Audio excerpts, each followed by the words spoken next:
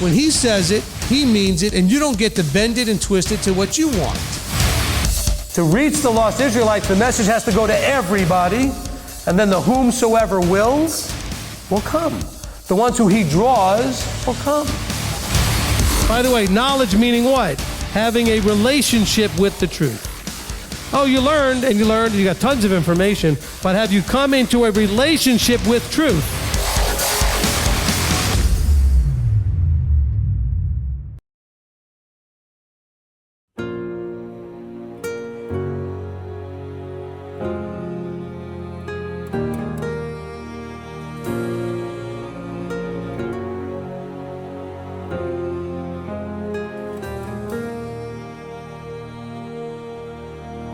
We've been walking in a straight line. When will it end? I know I've sinned, but I've learned my lesson. So please forgive us. Now I ask you to hear my prayer tonight.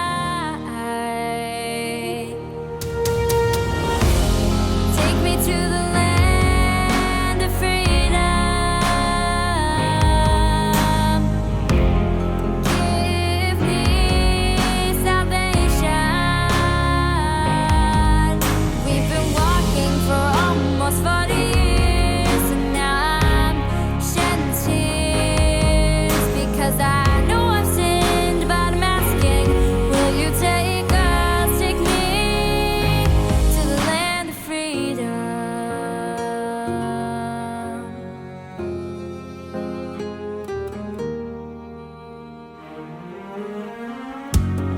Now you take us to your promised land.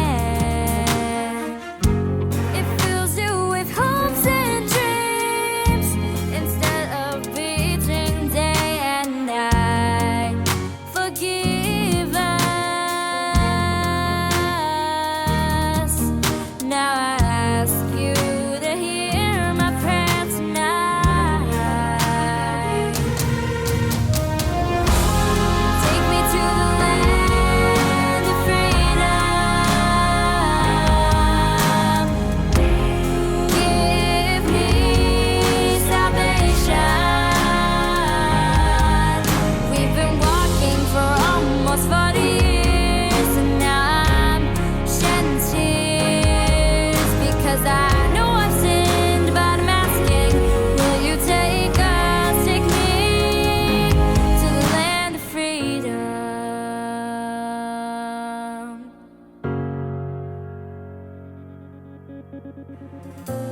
You answered 1 million prayers, oh yeah. You took us from captivity and freed us. You answered 1 million prayers, oh yeah. You took us from captivity and freed us.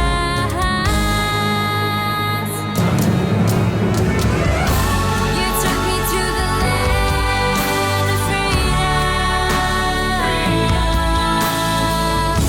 You gave me salvation. We have walked for almost 40 years, and now I'm shedding tears because now we're here, so I'm praising. Now you took me to the land of freedom.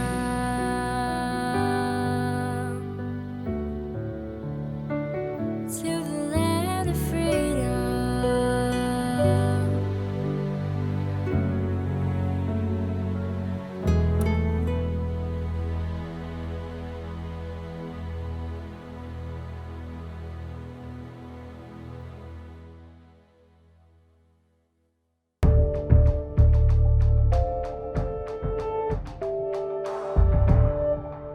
And I had a woman call me who was somewhat part of our ministry about 18 years ago.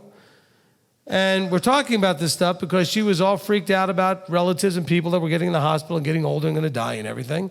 And I told her it doesn't work that way, and she didn't want to listen. She was very Christian, even though she was Messianic. And she said to me, because she was getting frustrated, she said, do you mean to tell me that all these church fathers and all these people and all these pastors for all these years are wrong and you're right? And I said, yes.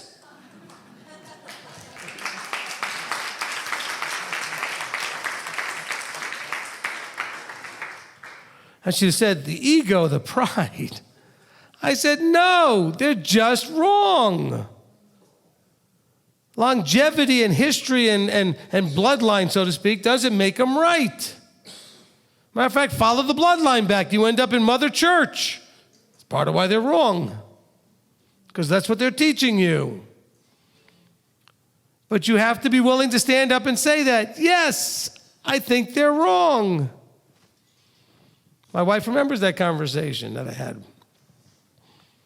And this lady then tried to split the congregation and all kinds of stuff because actually she first started out doing what you really shouldn't do, is that the teaching would start, she'd leave the room, go into the kitchen where the oneg was going to be prepared for later, and then she wouldn't come out until the Q&A like this, and then she'd start throwing bombs out, and I actually stopped her one week and said, you do not have the right to ask questions because you didn't sit here and listen. I said, what kind of nerve do you have that you think it's appropriate to walk out, and don't think I don't see it. I'm standing here and I see what you do. And you walk out, won't listen, but come in and then think you're going to come in here and start poking at what I just said. Show some respect, sit in and listen, and then make your comments. Oh, Rabbi, that was very mean of you. No, it was very rude of her. And disrespectful to everybody else sitting there. Somebody's got to call it out. That's the kind of leader you're looking for. Aren't you tired of the leaders that are wishy-washy, beating around the bush and won't say it like it is? But then when I do, and I finally, you love it when it's somebody else's thing, but when I pop your little bubble, I'm swinging that sword around pretty good. Eventually I'm going to hit your bubble. I've got a very wide-angled shotgun, lots of pellets going everywhere. I'm going to hit you. And you love it when it's hitting everybody else. Then it hits you, you don't like it. Then I'm no longer whatever impressive thing you might say about me. Now I'm like the worst, dumb, whatever, and you want to go tell everybody what a false thing I am. Because I was only impressive to you while I was popping everybody else's stuff. How are you going to react when it's your toes that are getting whacked? Call it Messianic whack-a-mole. I think we put that in one of the... We put that as one of the in-focuses. I think we have that in-focus called whack-a-mole. You keep moving those feet, don't worry, I'll hit them. Because it's not me. See, if it was me, yes, you can move your feet and I can miss. Because I don't know what the thing is to hit. He does. And he'll have me say something at some point that you need, because maybe I said something that you needed, but now something that you needed the next time. He will hit your toes, and he'll use someone teaching to do it. Don't use that as a measure of whether or not you like the teacher. By the way, I don't care if you like the teacher. I care if you are allowing the teacher to be a tool for him to tell you what you needed to hear, not what you wanted to hear. Okay? There's times when I've said things or told my wife I was going to teach something. She's like, but if you teach that, people will leave. And I said, that's not my problem. I don't care how many people are in the room. I just stand up and get out of the way and let him blast. Okay? You can clap, that's fine. But that clapping is not for me. That's for you appreciating that I'm getting out of the way, letting him blast. I'll take care. Well, actually, you know what? I was about to take credit for the wise guy, but I think he's a wise guy too. You read some of the stuff he says, he's a wise guy. Hey, Pharaoh, you worship frogs? Here's some frogs. He's a wise guy. We'll give you some frogs. I'm sorry if you are not ready for some of this in terms of being able to handle the directness of it. Find somebody else. I don't know what else to tell you. This is the tool I am. I'm a hammer or whatever. You need a screwdriver or you need some other thing, go find it somewhere else. Some of you, after I'm teaching, you're going to the bar and you need a screwdriver. Man, that teaching was rough. I'll take a screwdriver, please. But then you end up getting hammered anyway.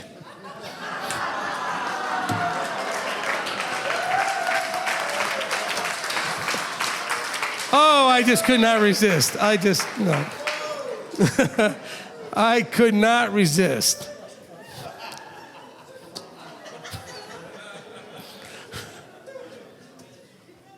So take the hammer from the podium. It doesn't leave you with a hangover. Okay? Actually, it'll clear out all the cobwebs, is what it's meant to do.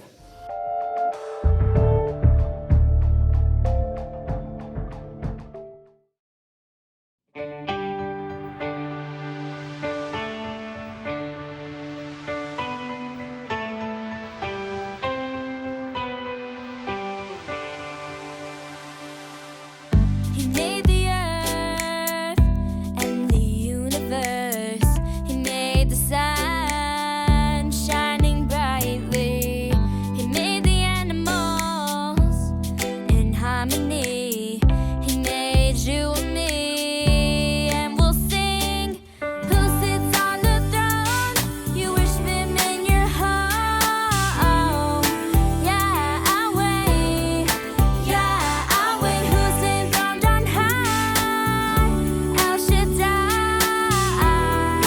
He is the King. He is the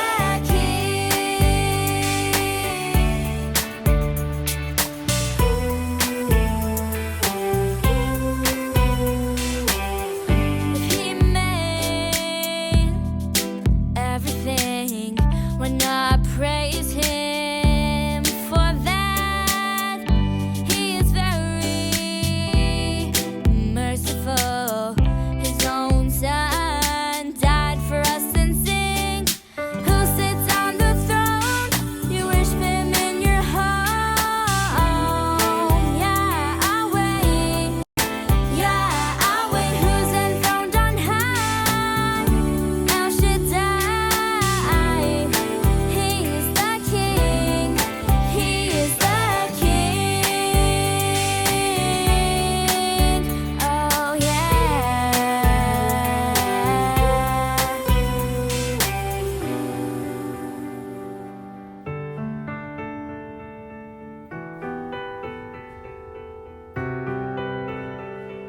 He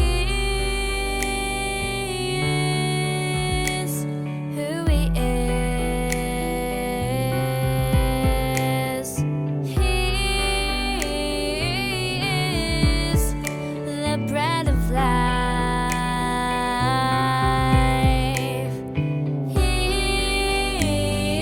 made everything, and now I'll sing.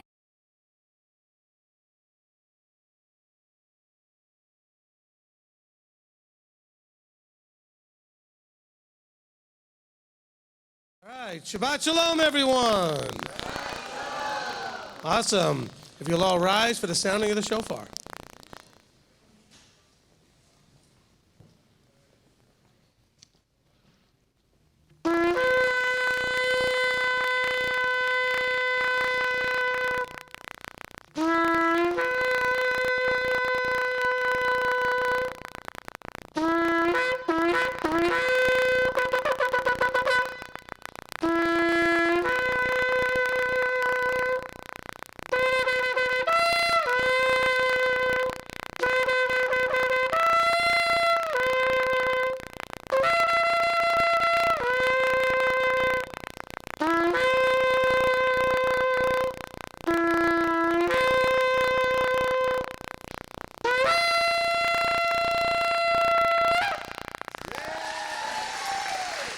Amen. Amen. All right, we're going to go ahead and sing praises to our King.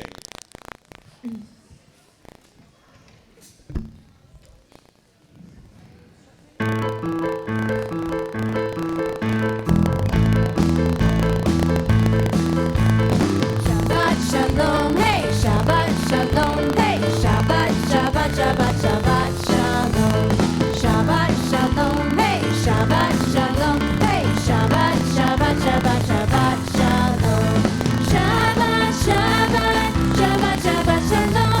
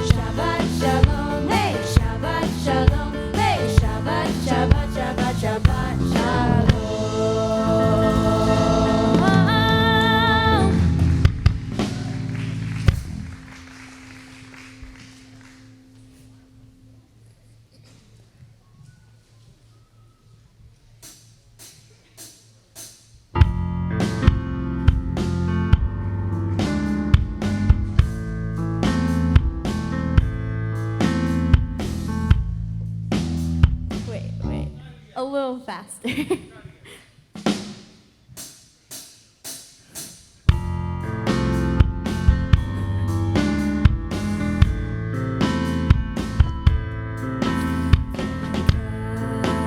Let us sing for joy unto Yahweh.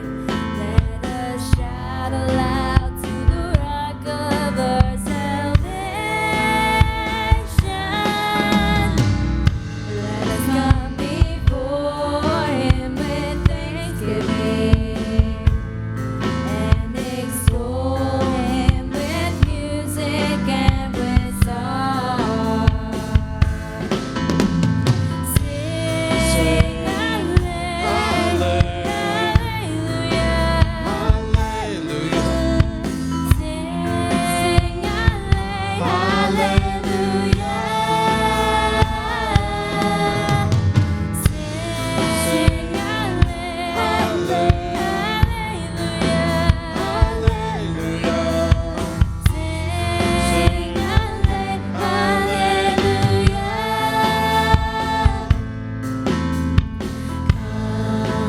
Let us bow down in worship. Let us kneel before Yahweh, our Maker.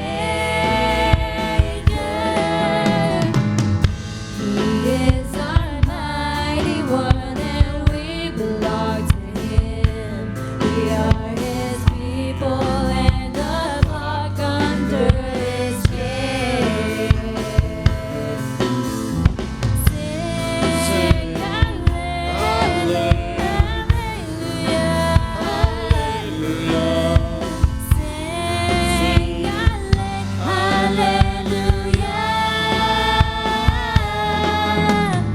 Sing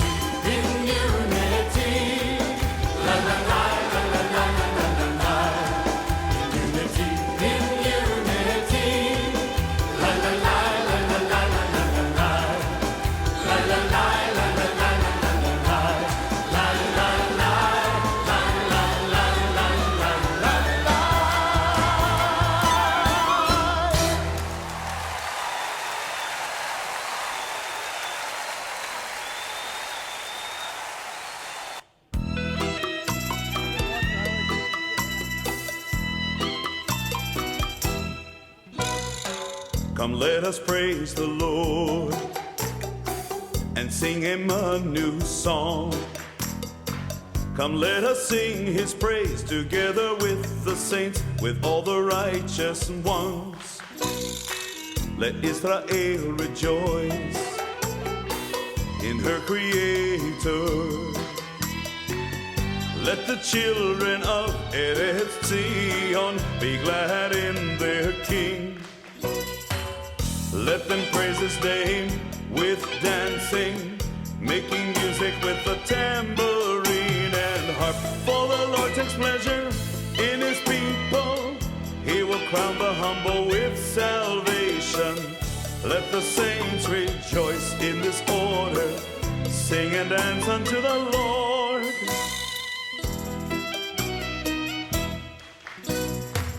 Come, let us praise the Lord and sing him a new song. Come, let us sing his praise together with the saints, with all the righteous ones. Let Israel rejoice in her Creator. Let the children of Eretz Zion be glad in their King. Let them praise his name with dancing, making music with the tambourine and harp. For the Lord takes pleasure in his people. He will crown the humble with salvation. Let the saints rejoice in this order. Sing and dance unto the Lord.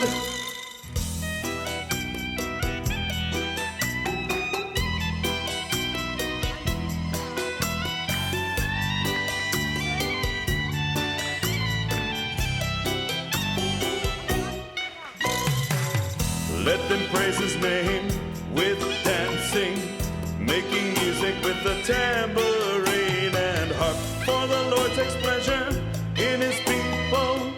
He will crown the humble with salvation. Let the saints rejoice in this order. Sing and dance unto the Lord. Sing and dance unto the Lord. Sing and dance unto the Lord.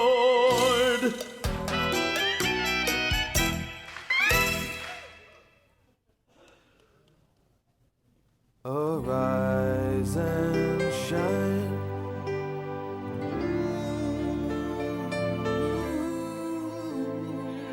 Arise and shine.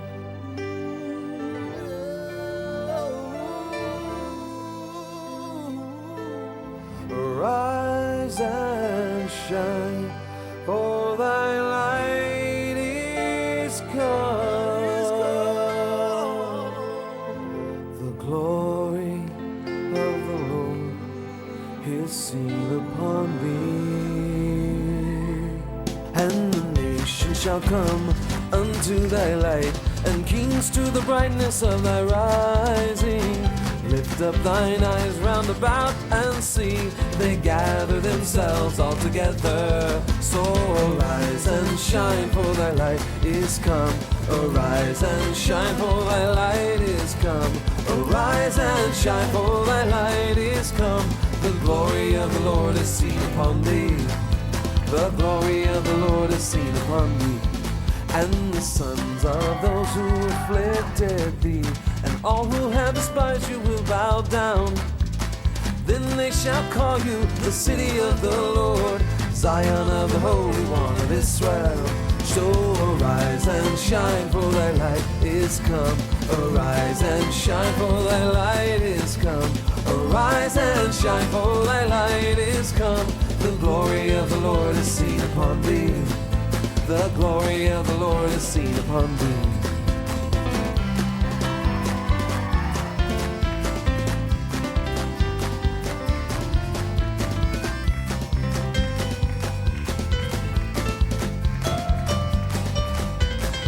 So arise and shine, for thy light is come. Arise and shine, for thy light is come.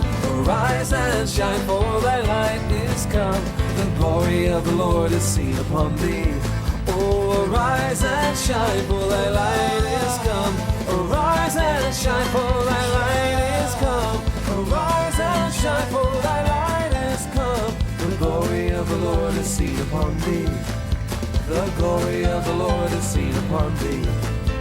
The glory of the Lord is seen upon thee.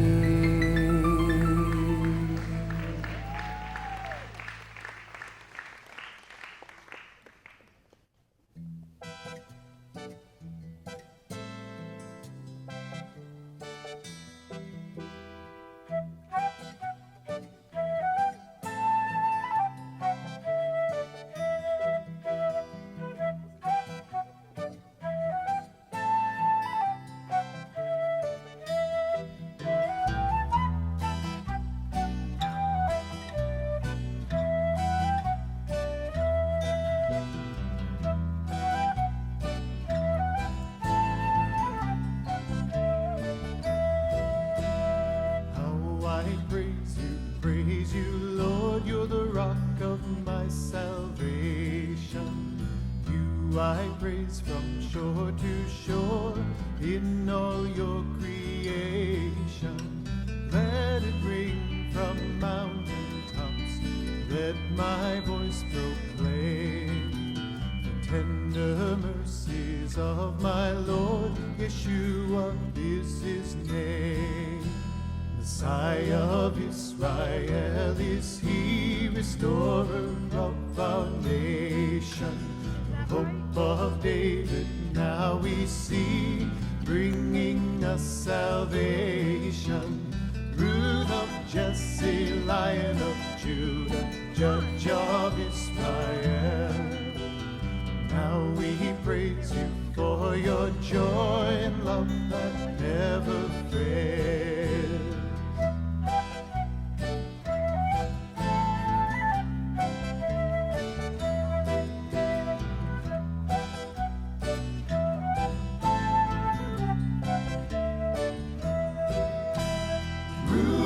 Jesse, Lion of Judah, Judge of Israel.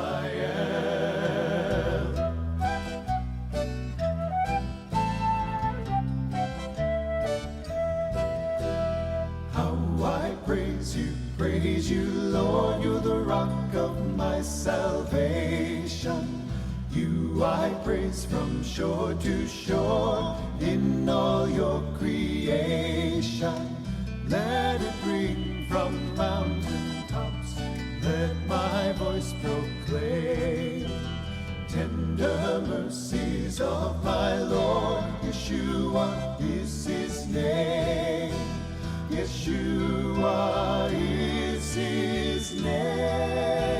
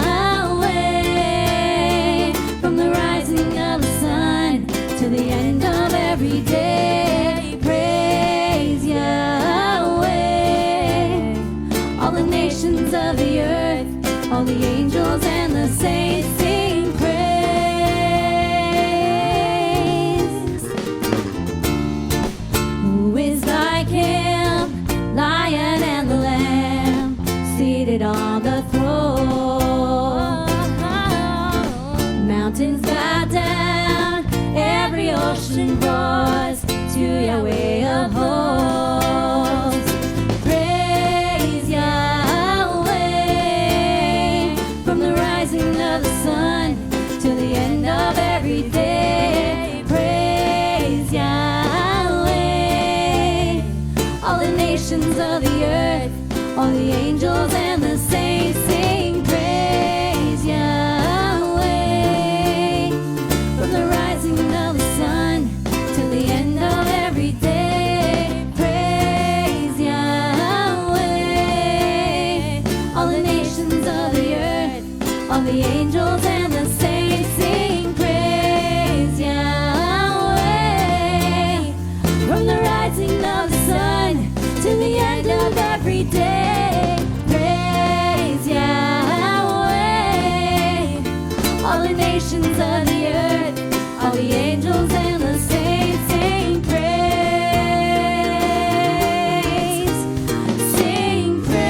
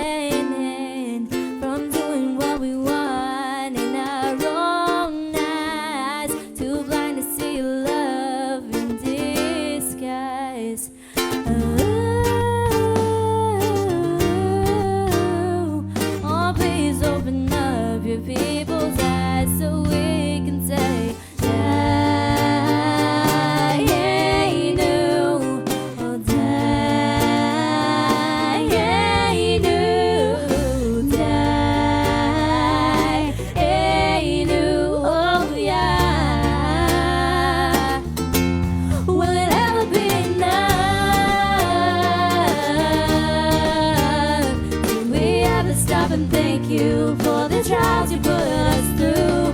Enough. Whenever we start to grumble, you break us down, you make us humble.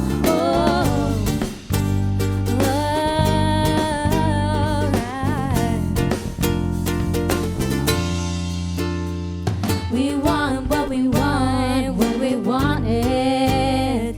When did we become so self-minded? If you created everything we could ever need, then why do we feel so incomplete?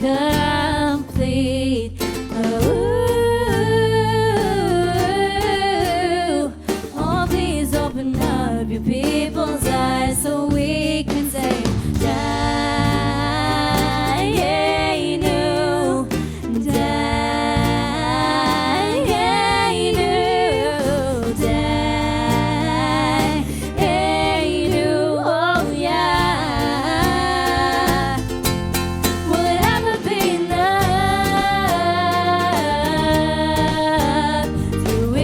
stop and thank you for the trials you put us through.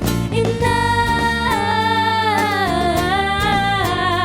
Whenever we start to grumble, you bring us down, you make us humble.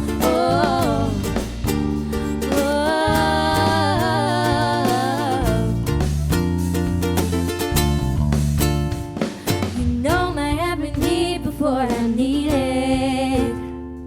You know all my thoughts before I even complete them. So why do we think for a minute that you're not here in everything?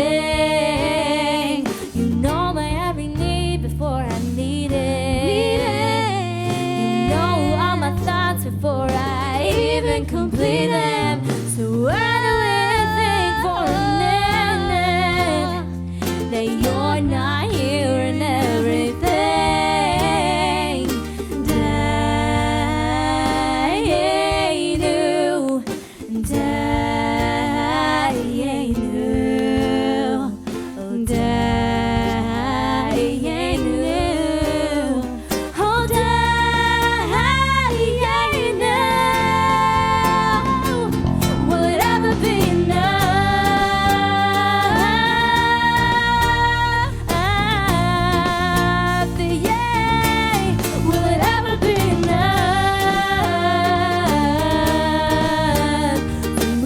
Stop and thank you for the trials you put us through. Enough. Whenever we start to grumble, you make us down, you make us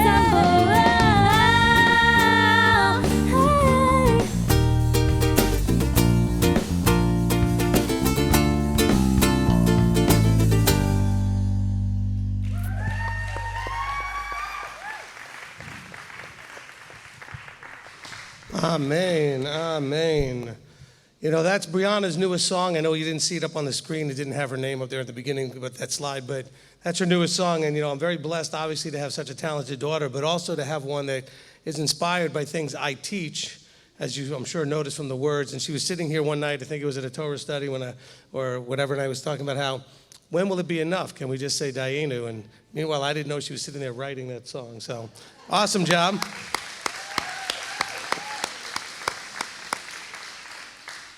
And I think he wonders that, will it ever be enough? And so, fantastic job. Father, we come before you, and we're just so very blessed to be here on Shabbat, on your Sabbath day, to be able to take time away from all of the cares of this world and all the things that we are involved in and all our concerns and all the stresses, and come and be refreshed. Father, to know that you thought enough about us, to care for us, to provide this day from the beginning of creation, knowing we would need this time, just overwhelms us with appreciation so that we can say, Dayenu, and that we can appreciate that you are in everything. And so, Father, we sing and we dance and we make a joyful noise, and we do all this to express the overflow of love and joy in our hearts towards you. So, Father, we thank you and ask that you would now be here with us, guiding all things will be to your glory and your honor, and that, Father, that we might be blessed and inspired to transform and conform into the image of your Son. And it's in his name, Yeshua, our Messiah, that we pray. And together we say, Amen, Amen. Amen. You may be seated. My first praise is that, sometimes we can take for granted how blessed we are to have such an incredible praise team up here.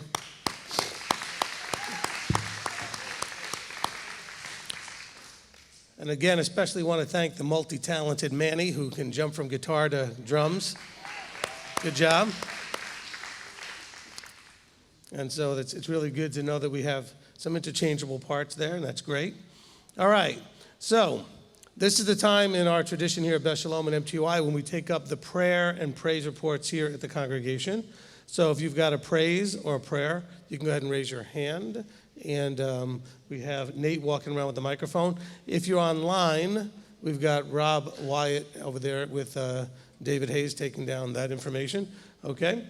Now, of course, we do have a lot of people here today, probably close to 140, 150 people. So that's a lot here. And then, of course, we'll have 400 or 500 computers logged on. So please keep your backstories brief. And if it's something sort of common to a lot of people, we'll probably wait and just have that and understand that, every one of us should be able to, should be able to stand up and give praises, especially after that song. Okay? So, we should be inspired to make sure we're thanking him. But we don't have, otherwise you'd have the whole service do that. So that's okay. Let's keep it to the important and the critical, especially the prayer needs, and then we'll go ahead and go from there. Okay, now that I intimidated everybody, Sarah Beth is going to go first. I just wanted to ask prayer for Crystal in Texas, Crystal Janice. She's really struggling. Her whole family is with medical issues and just a bunch of stresses. Okay, we certainly can do that. Okay, Deirdre? Hello, family. I have a big praise. My mother-in-law's here. Yay! Yay! She's been reveling in the awesomeness that is her granddaughter. Fantastic. Oh, she wants to say something. Yeah, you can take the mic from me. There you go. Hi, it's nice to meet you. I just want to let you know something. I started watching the videos because I wanted to see Alice every Sunday. But I just started to see your sermons. I don't know how to say it. Yeah, sermons is fine. Okay. So anyways, I just want to say that you're very good, and I like it. Oh, appreciate that. Thank you. Yay! All right. One down. One down. Okay, there you go. All right. Norma. Her name is Norma. Hi, Norma. So I'm very happy that mommy-in-law is here. Yay. It's, I'm very grateful to you, Rabbi, for, the color codes and, the reminding of we all have different love languages. And, that has, been very, very helpful and instrumental. And I am a different person since the last time she was here. And I'm just very grateful, Awesome. Before I move on, give the mic to somebody else. I have a praise. I'm going to talk about your son. I'm sorry. I have a praise that Yahweh allowed me to go through something last night and this morning, and it was the realization that even though I love my husband and he is a wonderful man, he does not have to be with me for everything. And sometimes considering the situation, it's better if he is not, considering that we are on different paths and walks. And he allowed me to go through that last night in a very painful way. But it was worth it. Because if I'm going to be the person that Yahweh has called me to be and created me to be, I have to be able to say, I love you, we need our space, and you need to step over here for just a second. And I'm just very grateful that he's given me that strength. And he's given me a mother-in-law who has, who's allowed me to do that and has been very kind and generous and wonderful for me. Thank you. Amen. Amen. Good job. See, we also figured out a way to get Alice to be quiet during prayer time. Give her to her grandmother to hold on to. See, that's the way and she sleeps right through it. There you go. All right, who's next? Okay, Michelle? I have a praise report. My husband, who has my son, my Jewish husband, he and I want to clarify what that means. You know, we know the difference, what that means, but he's my ex-husband. But he won't take the ketubah off the wall, and he won't give me the get in Israel. But today was kind of amazing. I mean, yesterday was kind of amazing because he was filling up my tank to go to Beth Shalom, and we used to go to the Orthodox synagogue. And I asked him, I said, "Do you want to go with me?" And it was so amazing because if he would have come to Messiah, 10 years ago when this all started, when we were going to Beth Shalom Orthodox synagogue, we would not be here today, being able to worship Mashiach. I would not have had to make a choice as he made me make that choice to either choose the Messiah or choose him. And I chose the Messiah. And so here we are, time traveling forward. And that's kind of amazing to me because this is working out. This is really working out. So she's way ahead of me, I think, and in her marriage. But this is really, if she can, if it's working for her and it's working for me. I'm talking, we have children, so I have to be very optimistic for the next 5 years because he's a lawyer and he's in complete control, and so are his parents lawyers, and so are his grandparents. And so I have to have some kind of hope that there is a divine intelligence leading this path that we're on. Amen. And I really feel that, and I felt it yesterday, so my praise report goes out to Yeshua HaShemayach Emmanuel for bringing this all together and making this really work for my family. Amen. Amen. And you notice that in what Michelle said and what Deirdre said, the words from the song, that we have to remember that we forget for a minute that he's involved in everything? That he is involved in everything. We just don't always see it. This is what we call true emunah. Okay? True emunah. All right, where's the mic? Okay, Rabbi Tom? What? Thank you, and Shabbat Shalom. Shabbat Shalom. Bit of old news. Yesterday, Joanne and I were married for 27 years. Yay! And some guys who were sitting at the table last night said they're going to collect a bunch of metal and fashion a medal for Joanne for putting up with me that long. There you go. And I'll contribute. Okay. Oh, I'm sorry. Did that come out loud? All right. And I'd also like prayer for Ariel and Ethan. They're going through some trials right now that they need prayer for. And I also want prayer for my number 1 grandson, Daniel, and Dana, and my number 6 great-grandchild. They may be coming down here in August, I hope, and they want to talk to you. Amen. And so we want to pray for their safe. I actually may have between 12 and 15 family members down here. Awesome. So we'll have to have a no-neg table here for us. Okay, just as long as they know that I only talk to people on Tuesdays between 11 and 11:15. Exactly. I'm Got kidding. it. I'm kidding. All right. I think that might be the only time I don't talk to people, actually. Okay, coming around. Okay, and introduce yourself. Hi, my name's Kevin Hamilton. This is my wife, Rhonda. Shabbat Shalom. Shabbat Shalom. Just wanted to praise Abba for bringing us up from New Orleans this weekend, just for this, so we're grateful. Additionally, we're missing everything that's going on down there, so that's part of the praying. If we can lift up all the brethren that are in Texas, Louisiana, Mississippi, Alabama, that's all getting hit by all this weather from Barry that's going to be rolling up in the next all day today, tomorrow, and probably Monday. So thank you very much. Amen. Welcome. Thank you. Welcome, welcome. Okay, Mark.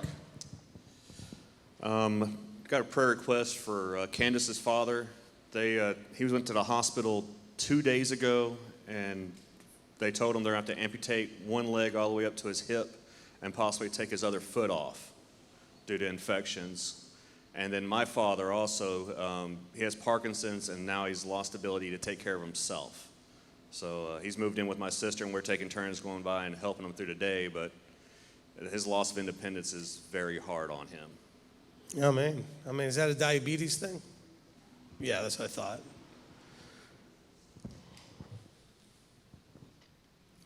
Okay, Angelina. I just have praise And I just want to praise Abba for not only this family, but the Marco Polo ladies' family as well. Between the two families, my health has been restored from the very much painful issues that I was suffering from last month.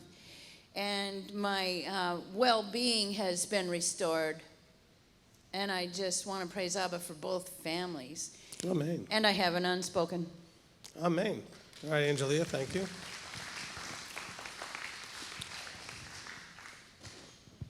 All right. Coming around, Shira. Shalom, family. And I really mean that. Praise Yah. Friday morning, Father surprised me and said, "You're going in the water Sunday." Okay. And it's been 6.5 years, over that really, since I went in the water for my covenant mikvah. But this is so exciting to me because one thing and another, through the teachings, through the fellowship, I just praise Yahweh that this is a place where Rabbi, you and Rabbi Tom and the leadership, you've spread your wings over us women who are older and unmarried. And I just know that Father's been convicting me. You know, Shaul says in 1 Corinthians 7, he talks about the unmarried woman having a special place in the body. She's one who can devote herself and be set apart in a certain way. And even though it's a tremendous glory and an honor to raise children and have a husband, you know, some of you who know me know for some time I've been thrilled to be single, but I have not always taken advantage of that position. True. Amen. Yeah, you know me. I'm sorry, did that come out loud? And this mikvah I'm going under to put to death all the other distractions and to be set apart to Yahweh alone for the rest of my life. Amen. Amen.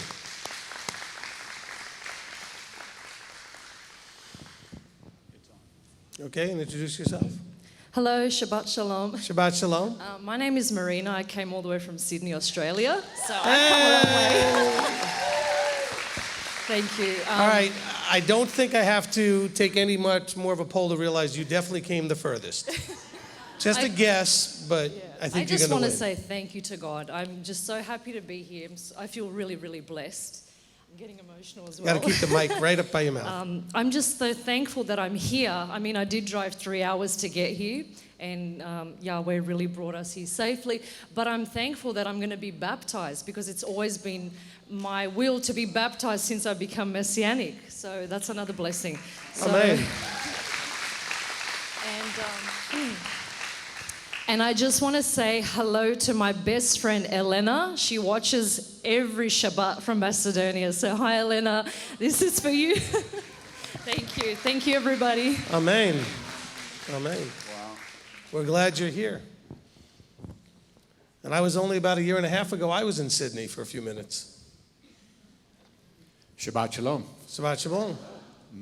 My name's Brad Jones, my wife Amy, and we came up to get wet too. Amen. Amen. We've been watching the rabbi on TV for a number of years, and decided that we would come up and get mikvahed and see everybody here. And we're from Mississippi, Columbus, Mississippi. We thought we'd beat everybody, but nah. I know we got people came a lot further than that. There you go. Awesome. Yes. And I have one prayer that unfortunately a friend of mine at work, his son passed Friday. Oh boy. From cancer. So I certainly will pray for that. Okay. Hi, Amy. Hi. I'm so happy to be here. He said we've watched you on YouTube for several years. 15 years ago, we had gotten baptized and could not believe that being baptized had more profound meaning than the day we got married, and we thought that was something else.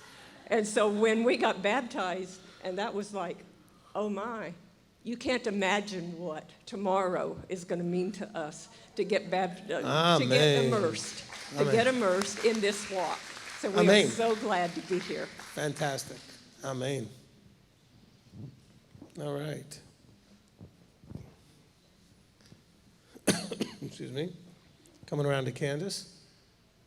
Shabbat Shalom. Shabbat Shalom. I'm going to be mikvah tomorrow.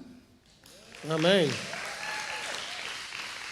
And as many of you know, I put together the mikvah bookmarks and give them to people. And every time I put one together, I read all the declarations to make sure their person's name's in there correctly. And I did a set last night for someone. And each time I read those, it makes me realize this is a very serious thing I'm doing.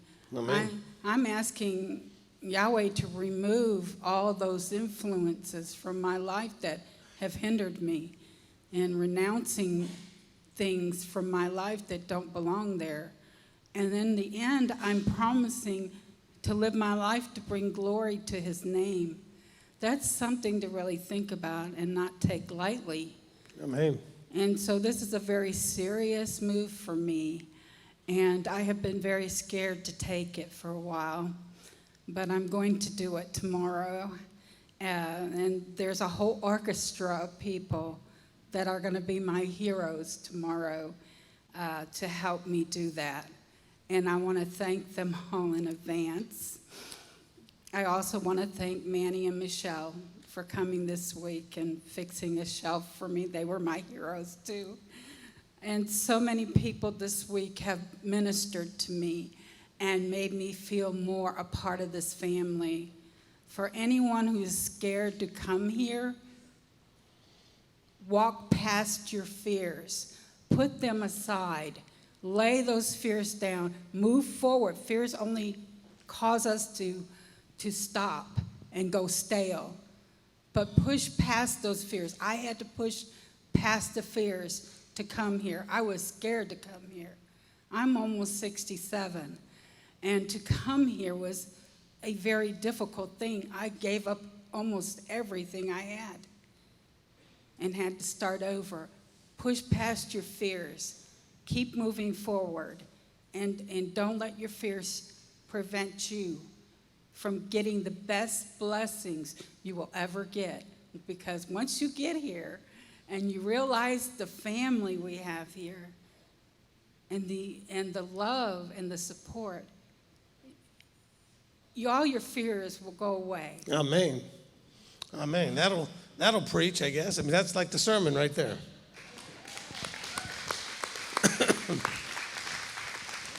Not so much the part about moving here, but the part about getting past your fears. Walk past your fears. Very good, Candace. Appreciate that. Owen. Or Shabbat Shalom, everyone. Shabbat Shalom. Thank you. Owen took giant steps past his fears. It's just one of those things. First of all, we've been so grateful to be, when we arrived here, we were hosted by the Huertas for a couple of weeks. And now we've been privileged to be hosting somebody that moved from Texas. Right? Yeah. And so we just wanted to, we're very blessed to have Ms. May Morrison here with us.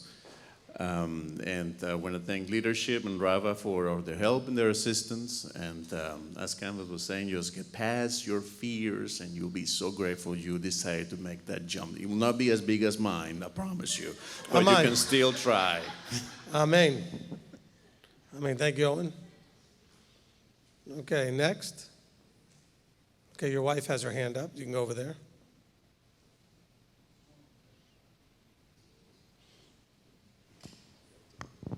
Just a quick praise and prayer request. Frank is home safe, but they are moving on Sunday night after the McPicker Monday, so please pray that they have safe traveling mercies as they make it across the states. They're heading back to Texas.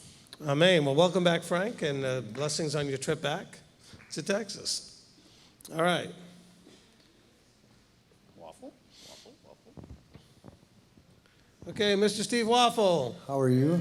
Hey. Wasn't it last Shabbat Woodchuck called for the waffle? Well, I'm Yeah. here. Somehow I missed the Woodchuck Waffle reunion, though. I wasn't there for that, but. Anyway, I'm here. We've been here since Wednesday. Had some fun times with the Hats and some other friends. I'm still waiting. I'm waiting for everything. It's driving me crazy. So, waiting for the court on the estate. I'm waiting for court for Evan, and I'm waiting to sell the house. So pray for all three. All right, then he'll be on his way here too. So that'll be great.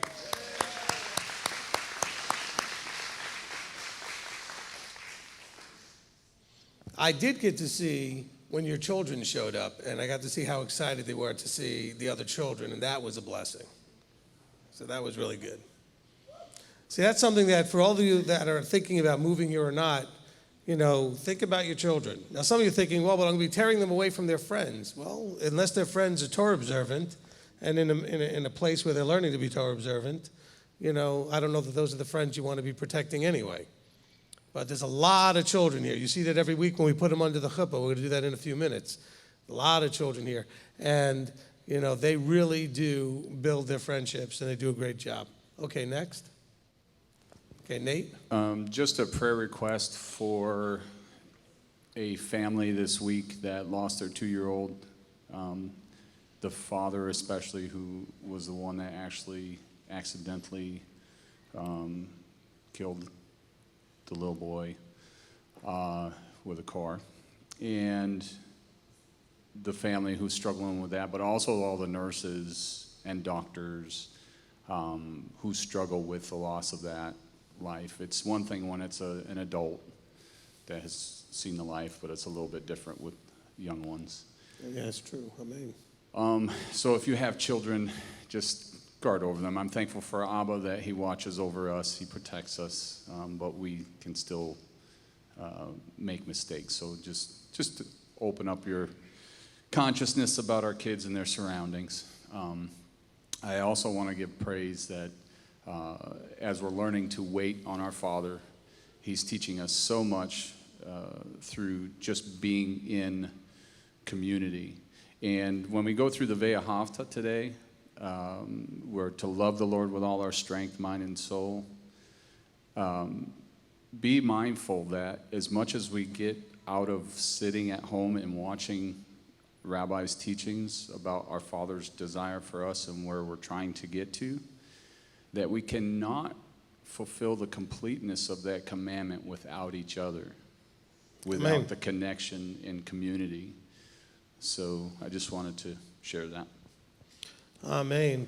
And as he's bringing the mic over to the live stream, a lot of us, obviously, we could feel for the loss of a young child and needing to keep aware. I'll add another prayer. We have a lot of teenagers now starting to drive, including one of mine. I wish this might be something stronger than water. Actually, mine is doing a very good job. Okay, so are some of the other teenagers. I'm hearing good things, but I'm not so concerned that they're going to do anything. I know that they're nervous and they're afraid they may hurt something or break something, whatever. Let's just keep our children in prayer. We do have quite a few teenagers now transitioning into drivers. And, we all did that too. But they need our prayers and encouragement and belief that they can do it and work with them and try to do that. So, this kind of stuff can happen at any age where accidents can happen and tragedies can happen. But let's just keep our children in prayer that they would, do well and successfully navigate that little transitional part of life. Okay, live stream. Okay, Janice Schreiber, prays that I have employment prayer that I will be able to push through this pain. The week has been a painful blessing. Sharon Corley, mom starts radiation next week, and my health is a struggle. From Gail Peace, prayers for a friend whose son died in a car accident last night. From Chris Robbins, please pray for me as I'm dealing with poison ivy issues. From Claire, Prayers for healing, please, and also praise that my friend is home from the hospital. Baby is still in NICU. Continued prayers for the family. Lisa Hersey, prayers for health for the family and for our plans to be accelerated to move there. Ed Hey, there's Ruiz, another Australian. There you go. Ed Ruiz, prayer my parents in their 80s were in a car accident yesterday. They're okay, but the car is totaled. From MTOI Lakeview, prayer for Tanya and Robert who are not feeling well. Prayers for those here who are selling and buying houses that are in the process of, that the process is going well. Brian Adams, prays after a 1-year wait will likely receive 2 young girls to foster/adopt within the next month. Prayers, restoration of my wife's health, mercies for upcoming local move. Tom Lasordo, praise report, my wife Carmen's upper GI tests were all negative. Ronnie Smith, praise report, my 89-year-old dad has overcome the shingles and didn't die. My son is off drugs. Granted, he is in jail, but he is clean and alive. Walter Atkins, praise report, after trying for over 9 years and lots of prayers, seeking counsel from Rabbi, it is with great joy to announce that Yahweh is blessing my wife and I with our first child. Hey, amen.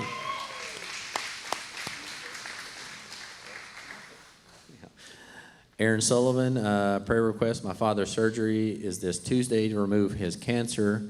We'll find out from the pathology results that if any further treatment is needed on the 17th. Praying for favor in our court hearing that is scheduled for the 24th regarding our move to Cleveland. Cheryl T., prays for my husband, doctor finding the aneurysm, and prayers that Ken's surgery on Thursday goes well. From Chantel Jackson, prayers for the infection in her husband's leg.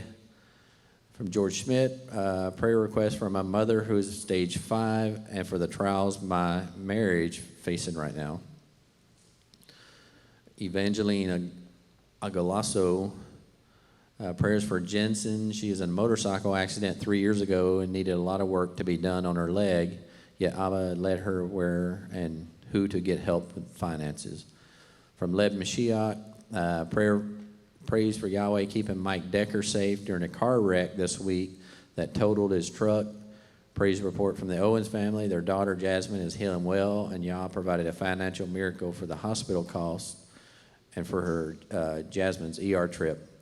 Prayers for the Flanagan family, healing baby Hadassah, who is ill, Brandon, who is struggling with PTSD issues as he faces the loss of his support dog, who has been with him for many years. Kathy, prayers for my leg infection. Deb Myers, praise Yah for being with me for the 75-mile trip in the ambulance with lights and sirens 6 weeks ago. I'm completely healed and forever grateful for his care. Chino Man, for John Niebauer, has 50% chance of survival due to a heart blockage. Also, Terry Huff has a tumor in his heart and will have surgery on July 22nd. From Taryn Paquette, prayer request for my husband, Jerry's heart condition. He has a leaky heart valve.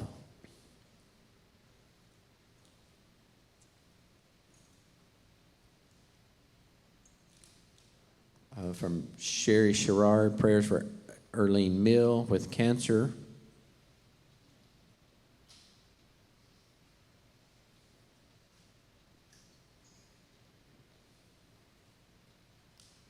That's it. Many unspoken, some financial, and then some prayers for actually moving here to Tennessee. So.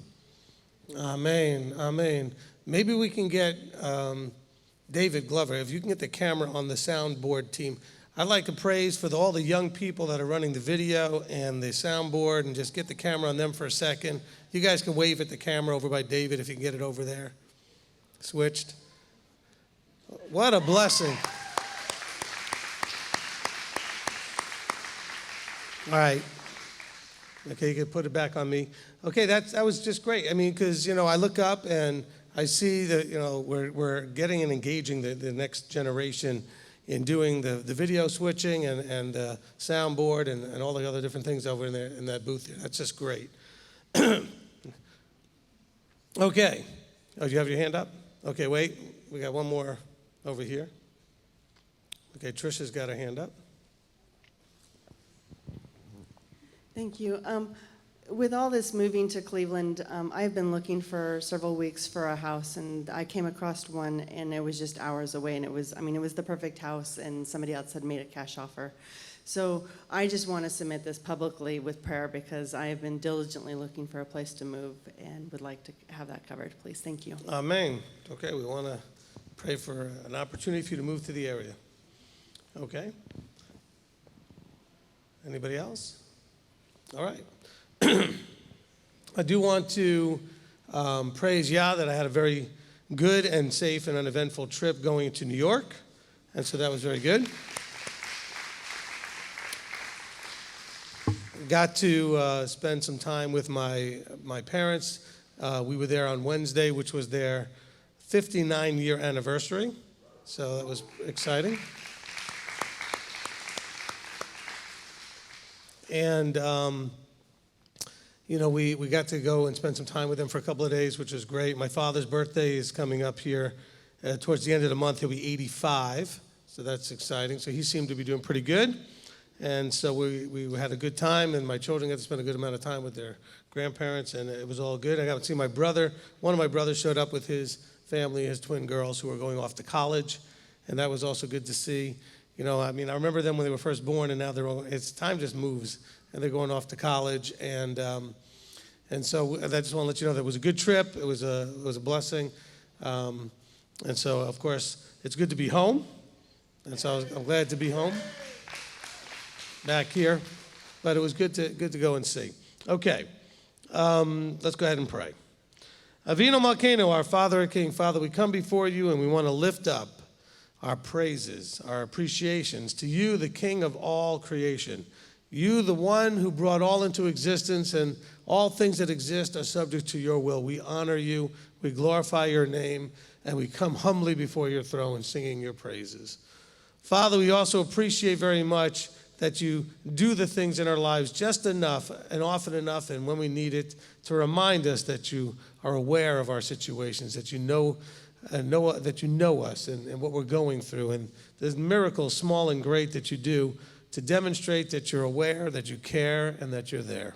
So, Father, we thank you for all those things that help us to always keep you first in our thoughts. So, Father, we thank you, and we also want to ask all of the things that were read and those who were spoken as well as unspoken, all of the concerns that you heard, that you would be attentive. We come to you knowing and believing and confidently understanding that you hear and answer prayer. We also accept that your answer may not be exactly the way we would picture doing it, but help us to accept that your way is always the right one, even if we can't see it. So, Father, we want to thank you, praise you, giving you all glory and honor, in the name above all names, Yeshua our Messiah. Amen. Amen. Amen. All right. We're going to have Brianna come up and lead us in the liturgy today.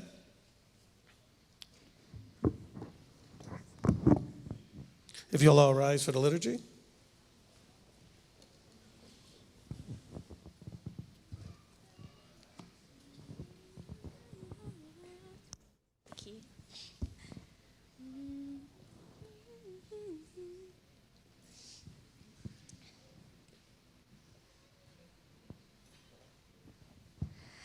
Baruch Hu et Yahweh HaBarak, Baruch Yahweh HaBarak Le'olam Vayed.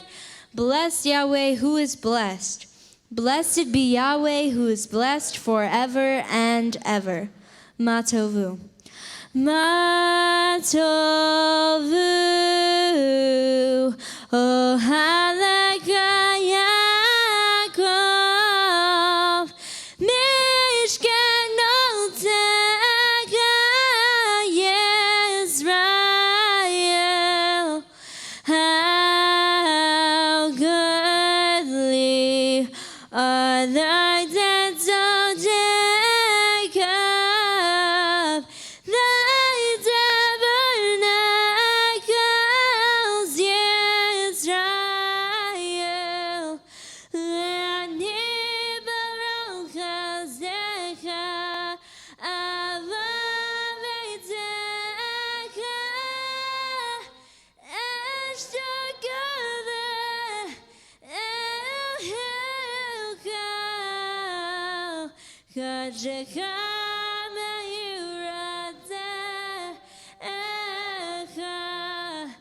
And in thy great compassion, I will come into your house. There I will bow. There I will fear thy holiness. Oh yeah. Shema. Shema Yisrael, Yahweh Eloheinu, Yahweh Echad. Baruch Shem Kevod, Malchuto Leolam Vayed. Hear, O Yisrael, Yahweh Eloheinu, Yahweh is one. Blessed be his name, whose glorious kingdom is forever. Amen. V'ahavta. And you shall love Yahweh your Elohim with all your heart, with all your being, and with all your might. And these words which I am commanding you today shall be in your heart. And you shall impress them upon your children, and shall speak of them when you sit in your house, and when you walk by the way, and when you lie down, and when you rise up, and shall bind them as a sign on your hand, and they shall be as frontlets between your eyes, and you shall write them on the doorpost of your house and on your gates. Amen. V'ahavta. V'ahavta l'recha chamocha. And you shall love your neighbor as yourself. Amen. Michamocha. Michamocha.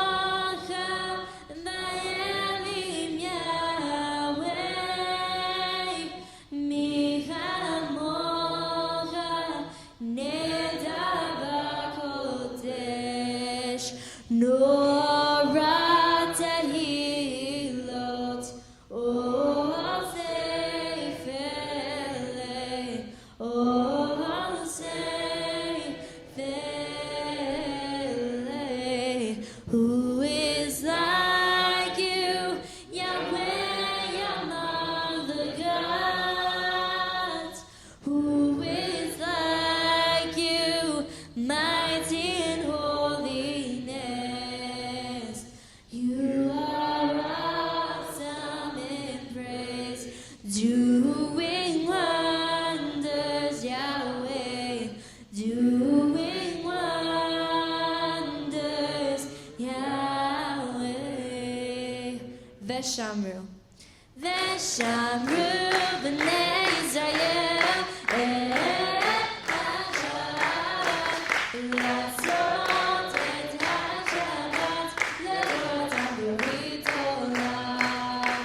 Veshamru b'nei Yisrael HaShabbat Lazot et HaShabbat Ledor Tamburit Olam B'nei Ulein B'nei Yisrael Oti Leolam Veshamru b'nei Yisrael Lazot et HaShabbat Ledor Tamburit Olam K'sheshet yamim Atzah Yahweh Hashemayim v'yet haaretz Veshamru b'nei Yisrael HaShabbat Lazot et HaShabbat Ledor Tamburit Olam Uvayom Ashli Shabbat v'yinafash Shabbat v'yinafash Shabbat v'yinafash Veshamru b'nei Yisrael HaShabbat Lazot et HaShabbat Ledor Tamburit Olam. Amen. Together. And the children of Israel shall keep the Shabbat, to make the Shabbat throughout their generations an eternal covenant. Between me and the children of Israel, it is a sign forever. Then in 6 days Yahweh made the heavens and the earth, and on the seventh day he rested and was refreshed. Amen. Amen. Amen. Okay, we're going to bring the children under the chuppah. Give us a second to go ahead and set that up.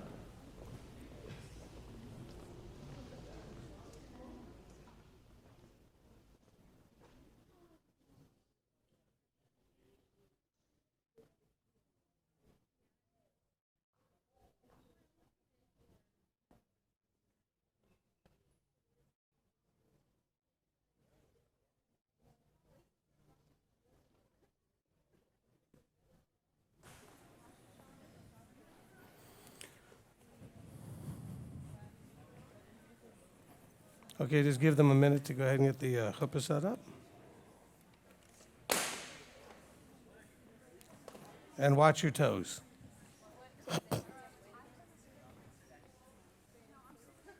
It's not bad. No, I'm trying to make sure.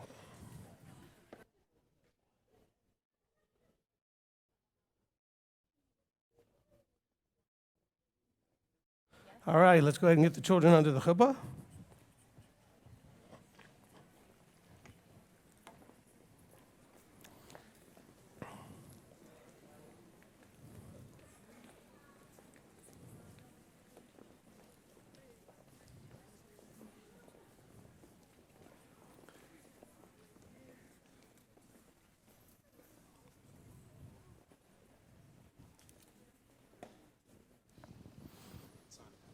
Yeah, come out here where they can see you. Okay, once we get the children under the chuppah, well, looks like we got them just about there. We'll have Michael Long lead us in the blessing over the children. See if I get out of the way here of the camera, whatever they're doing. Okay?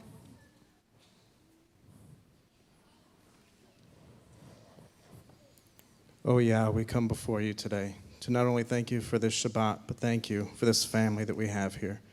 We ask that you please be with us as parents and as children. We ask you to help us to all cling to this chuppah, to understand its meaning, to understand its significance. We ask that you help us as adults to understand that we aren't truly their parents, that you are, and that we're their stewards.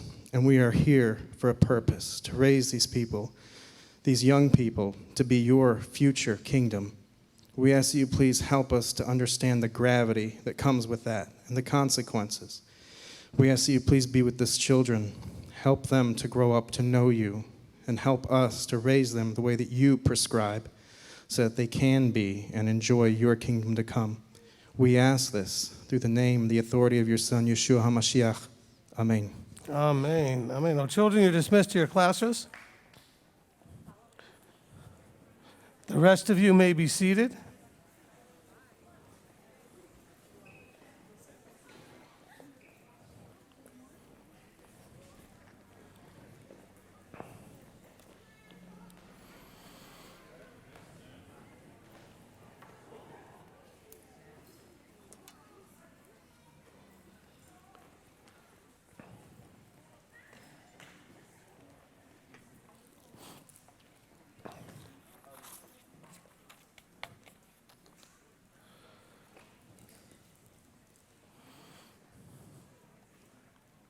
Okay, we're just waiting on the children and the chuppah to be in the classes and the chuppah to be put away.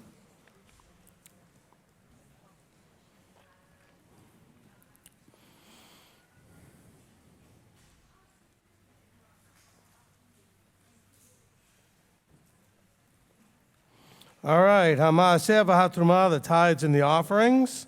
We don't take up a formal offering here at the congregation, but we do have a box in the back of the room. We do, however, want to make sure that we are praising Yah and asking a blessing of those that are doing this mitzvot, these commandments. The purpose of tithing, as we understand, is to teach us to always put Yahweh first in our lives and to always appreciate his abundant blessings. If you don't understand all that, then there's a teaching called tithing, okay, that you can listen to, okay? There's two, the one that's called tithing, appreciating the blessings. There's also tithing given for beginners. I don't know if that one's still there, but certainly the other one is the newer one. Pray for that cough, too. Okay. Blessed are you, Yahweh your Elohim, King of the universe, who commanded and made promises to us concerning the tithe and the offering. May you open up the windows of heaven and pour out a blessing that cannot be contained as we walk in these mitzvot. Amen. In these commandments. Amen. All right, announcements. Let's first announce that there are other ways that you can support the ministry without spending any more money than you already spend, provided that you happen to use Amazon. So we are Amazon affiliates. We're also part of the Amazon Smile program. So as Amazon affiliates, you can go to mtoi.org, our website, and on our website you'll see a link that says Shop with Amazon. If you click on that link, and then they'll take you to Amazon. Then when you do your shopping, and they do give us a little referral fee for that, and it helps bless the ministry. Also, we're a part of the Amazon Smile program, which is smile.amazon.com, smile.amazon.com, where they've set up a way to benefit nonprofits and ministries. And when you go there the first time, you simply select the ministry that you want to support. And so you type in the 4 letters MTOI, and it'll tell you we're in Cleveland, Tennessee. And then you say yes. And then from then on, when you do your Amazon shopping, you go to smile.amazon.com instead of regular Amazon.com. Everything else is the same. It should tell you in the upper left-hand side of your page that you're supporting MTY. The key here, of course, is not to do this today until after sundown, okay? No doing this on Shabbat. Okay. Do want to welcome our guests. We do have some guests here today. Some of them have traveled very far to be here. And so some of you are, and actually most of you are not so much guests, but you're traveling family members who have just coming to visit. Like when I went to visit my family up in New York. You guys are coming here. I know you're all here for the picnic and mikveh tomorrow, so that's going to be exciting. But I do want to welcome our guests. After services, of course, we do have our oneg, our fellowship meal. You're all welcome to stay and participate in that. And then, of course, we do have our upcoming calendar events here. So tomorrow is the most important one, is our picnic and mikveh. It's at Chester Frost Park in Hickson. It's the directions are over on the table by the offering box. Also, the 8 declarations for the mikveh on the offering by the offering box over there. If we run out of papers, just let us know. We'll print some more. You know, we can do that while you're here. It's not a problem. Okay, so for the picnic and mikveh, we are asking $5 per person, and we're providing most of the food. If you want to bring a dessert, if you want to bring any special needs foods, that's fine. We have a grill that we're bringing over, the same, I think, a nice big grill like we used for the sort of the picnic we had for the Rosh Chodesh on the 4th. So we'll be doing burgers and dogs and all that kind of stuff, as well as vegetarian burgers and dogs. So we'll have that for the vegans and the vegetarians, so we'll have that covered. We'll also be bringing drinks, and so we'll have that there as well. So you can put the $5 in the offering box, or you can give it to us tomorrow. We're not keeping track necessarily. We're not marking people down. So if you just put it in the box, that'll be great, and we appreciate it. You don't need to let me know that you did it. I'm not marking you off anywhere or anything like that. We're using the honor system here, okay? Okay, so, appreciate that. Some of you have decided to give a little extra for some of the people that might not be able to afford. That's great, too. We appreciate that. But like I said, you could just put it in the box, and that's fine. Okay. Tuesday night. Okay, I'm sorry, the picnic, so we should be there. I'm guessing, what time did we say we should all be there by? Was it 11, 11:30, 12, be around there? We'd like to start eating probably around 12, okay? And then when everybody's nice and full, we'll stick you in the water to prove that the old wives' tale or the old grandma's tale about swimming after eating is completely false. I was a lifeguard, and I taught swimming, and I was a water safety instructor. That's all false, okay? Okay, so don't worry about that. You're not going to drown and get a cramp just because you ate. All right. Now, otherwise you would have a problem just getting up after eating and walking around or doing other activities. And those don't bother you either, okay? Okay, so that's not a problem. All right, so try to be there for that. Now, we are going to try to secure some space in the park. As you come into the park, the first big parking lot on your left, we're going to be on the right once you go in that parking lot. On the across from the water, so not on the side that's by the water. as it's usually easier to secure some space there, and so we're going to try to secure the space there early in the morning. If we have some people that can help David Hayes and coordinate with him to get there early tomorrow to start securing the space, those of you that are morning person people anyway, bring your coffee and just come out and have a little coffee and schmooze and set up the space. That'll be fine, but don't expect me to be there that early. Okay. Those of you that know, you know. Okay. Let's see. Also, for those of you that want to just be there to swim, I mean, this is a public, I mean, a lot of times people do mikvahs in places that you wouldn't want to swim, okay? Because you would, you know, it's just a place to quickly go in and get immersed and get out.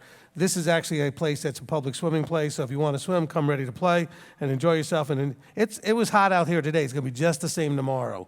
We always get the hottest days when we do these picnics, so it's going to be blistering hot. You know, come prepared with a chair to sit in, come prepared maybe with a little umbrella or something to sit under. We are putting a little tent together, but that's for the cover the food, okay? So you may want to bring some of those things just knowing it's going to be very hot tomorrow, okay? Tuesday is our weekly Torah study, as always, every Tuesday, okay, 8 o'clock Eastern Time. I want to thank Rabbi Tom for doing a great job last Tuesday. Thank you. Okay. Appreciate that very much. All right, we'll continue in our journey through the book of Numbers on Tuesday.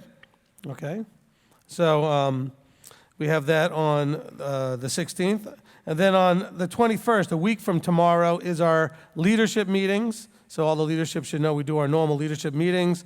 10 a.m. for those in South Africa, noon for everybody, including those in South Africa, but not all of them get to make it because of the time difference. It's about a 6-hour time difference. And then we do have our general session. For those of you who've been waiting for another one, we do them kind of quarterly now. So if you want to participate in the general session, that's open to everyone. There's a link for it on our website. And it's the same link we use every time we do the general session. It's 8 o'clock, and you should be able to go ahead and be in the general session. Actually, the leadership we've been doing now on Zoom, how are we going to do the general session? Maybe we should just do it here and do YouTube. And just do YouTube and let people type in their questions and comments on the YouTube. Can we do that, Marty? Set it up as a YouTube? All right, let's see if we do the general session on YouTube. And it just gives us another reason to be here together. And that's at 8 o'clock on Sunday the 21st. I'm just going to make a little note for myself. Which, of course, means that some of you may want to come here earlier and eat first. Because, you know, as David Hayes likes to say, where 2 or 3 are gathered together, there's a buffet. Or an oneg, okay? So we'll talk about that, and I'll have that kind of worked out. I'll let you know for sure next Sabbath, or I'll let you know on Tuesday even. But we should be doing it that way. Excuse me. All right, I think that covers it for the announcements.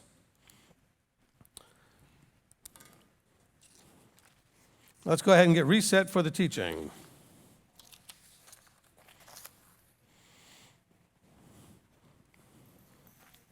If you have a phone, let's go ahead and make sure you get that turned off. I'm going to set mine to the timer.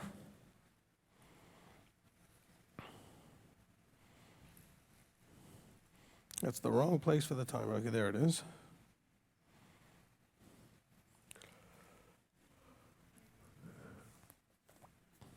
All right, you guys enjoying this journey through Romans?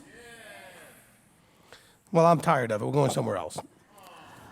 I'm joking. I'm actually pretty excited about today. So let me figure out where we left off. Some of you are old enough to kind of remember, like with TV. So where we last left our fearless adventurers, you know, same bat channel, same bat time. Anybody remember that TV show? No? Okay. All right. Okay, we ready with the recording? Marty, we good? Okay. Let me just get a sip of water first.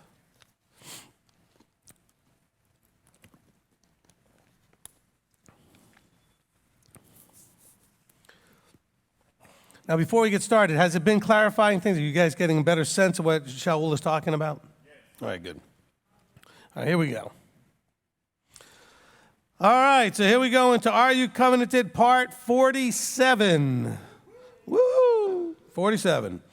All right, so I'm hoping that at this point that we're, especially in the book of Romans, clarifying a lot of what Shaul has been really trying to say, not what the mainstream of Christianity has been saying he's saying, what they think he says, but what is he really talking about? And we finished off last time almost to the end of chapter 5, okay? But what I want to do is I don't want to continue there in chapter 5 yet, because remember what we've been doing through this whole study. And by the way, all of this in Romans is about covenant. This is a whole debate between whether or not if you're covenanted, you have to be Jewish or not, or you can be as a Gentile, or if you're covenanted, do you have to become a Jew, or do you have to do this other thing? So it's all about covenant, even though we haven't gotten to a verse yet with the word covenant in it, because we don't get there till chapter 9. But he's laying all of this out because this is about a people that are trying to understand how to be a part of the covenant. So remember, we're building this all on what we studied all the way up to this point in the Tanakh, in the Old Testament, to understand what the covenant was all about. So then when we got to Romans, we realized that context was not only is it critical all the time, but in Paul's case, it's really severely critical. You have to know why he's saying what he's saying and what he's actually saying. So before we continue in chapter 5, unfortunately, the only way to understand what he's talking about in chapter 5, 6, and to 7 is to start in the middle of chapter 7. Because we have to understand where he's going. What's the point he's trying to make? Now, we've already known that up to this point, he's been showing that there's been a rift, a disagreement, a discord, a division within the body in Rome, as well as in other places where he's been, between the Jewish community that believes in Messiah and the Gentile community that has come to believe in Messiah, and understanding that they're supposed to come together, and by Romans chapter 11, we'll see this in the metaphor of the tree grafting together, become Israel. It's not about being Gentile, it's not about being Jewish, it's about being Israel. If you don't understand that, I have a long teaching called Discovering Your Identity. Well, it's not that long, a couple 4 parts, whatever like that. Okay, Discovering Your Identity. Now, this is critical now as we go into chapter 7. Remember, we had to go through at one point was to understand that when he's talking about circumcision and uncircumcision, he's not actually talking about circumcision. We came to realize he's talking about the way he classifies the people born into versus the people not born into covenant. So now he's going to be getting into this whole thing about the law, and actually he's going to be referencing 2 different laws. But he doesn't really tell us that's what he's talking about until the middle of chapter 7. Thank you, Rav Shaul. Okay, it would have been nice if you started telling us that first. But thankfully, we have this written out, and we can kind of read forward and figure out where he starts explaining what's going on. So before we finish out chapter 5 into chapter 6, I want us to go to chapter 7 and verse 11. Okay? Because I want you to understand what his real second issue here. The first issue had to do with the people covenanting, whether they were Jew or Gentile, and how the law now applies. Do the Gentiles have to keep the Torah once they become Israel? He said that very clearly up to this point. Yes, they do. He's going to make that case even stronger as we go forward. But he's also going to be attacking a law as well, and we have to understand what he's talking about and which way he's going. Okay, so let's look here, starting in verse 11 of chapter 7 of Romans. For sin, okay, he's also going to help us understand sin's relationship here. What defines it, how we're supposed to be handling it, what we're supposed to be doing now that we know what sin is, what is controlling us and steering us in the direction of sinning. For sin, having taken the occasion through the command, deceived me, and through it killed me. Now, starting off here, let's understand what Paul's talking about. What was Paul doing initially when he first found out about the believing body? He was killing them. And it was according to authority. So when you see the word command, it's not just always talking about a commandment or a law, like as in the Torah, but it's the authority. The Greek word can allow for that to be an authority or of like a king or the one with authority. So under authority, he was killing people that were believing. And the command which he said, for sin, having taken the occasion through the command, deceived me. So he was deceived. So he wasn't deceived that Torah was valid. He was deceived that according to being the zealot Jewish guy, when the believing body started to develop and he was going out and killing them. But he thought he was doing right. This is not unusual. We see this in the scriptures very often. People that think they're doing right and they're doing it for what they think are all the right reasons are doing horribly awful things. No surprise that that hasn't changed in the last 2,000 years. We see such atrocities in the name of a belief in a creator by all different factions of people. Look, I'm not trying to pick on, but I mean, we need to understand that different groups of people that we might think are awful now, go back a few generations and it was a different way.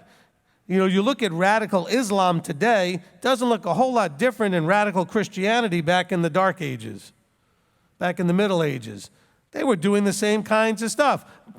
You know, confess the name and all that stuff, or we're going to burn you or stretch you out or do some other torture.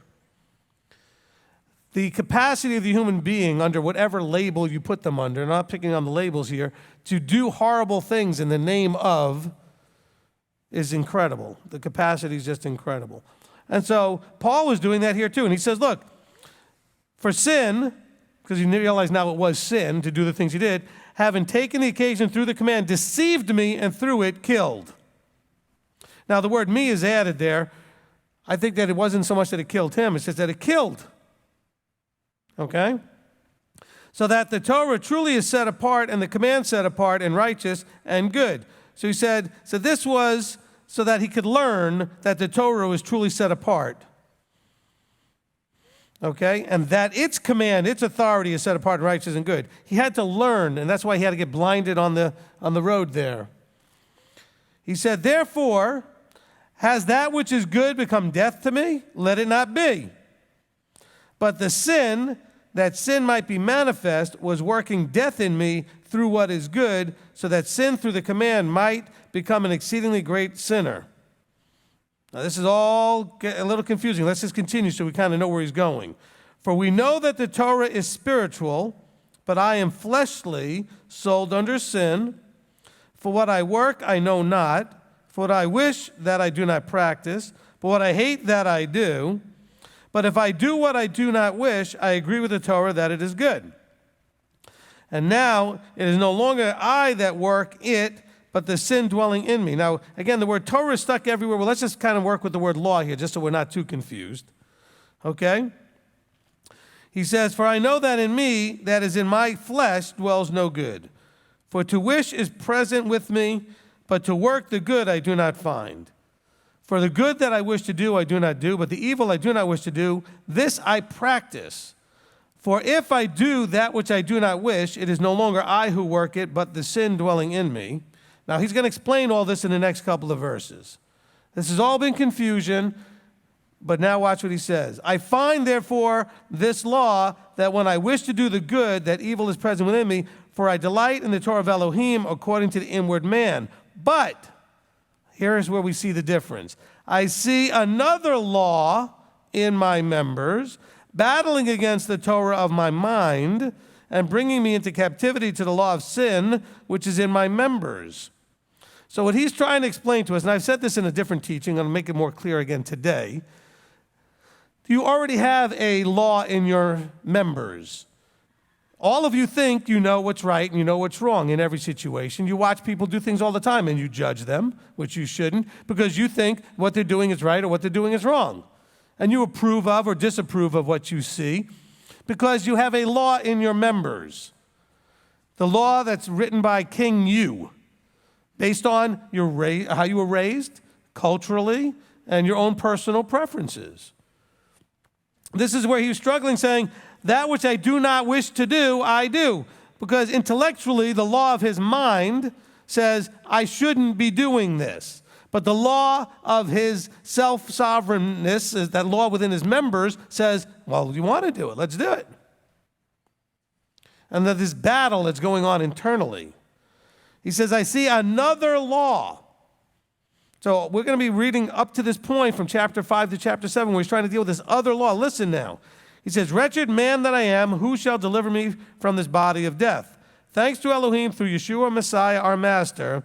So then, with the mind, I myself truly serve the Torah of Elohim, but with the flesh, the law of sin. So he's now saying there's two laws running around. One that you have innately in you, so to speak. It's been developed in you your whole life. The other one is the one that's been put forth by the Creator that you now need to choose actively or proactively. You have to choose to do it.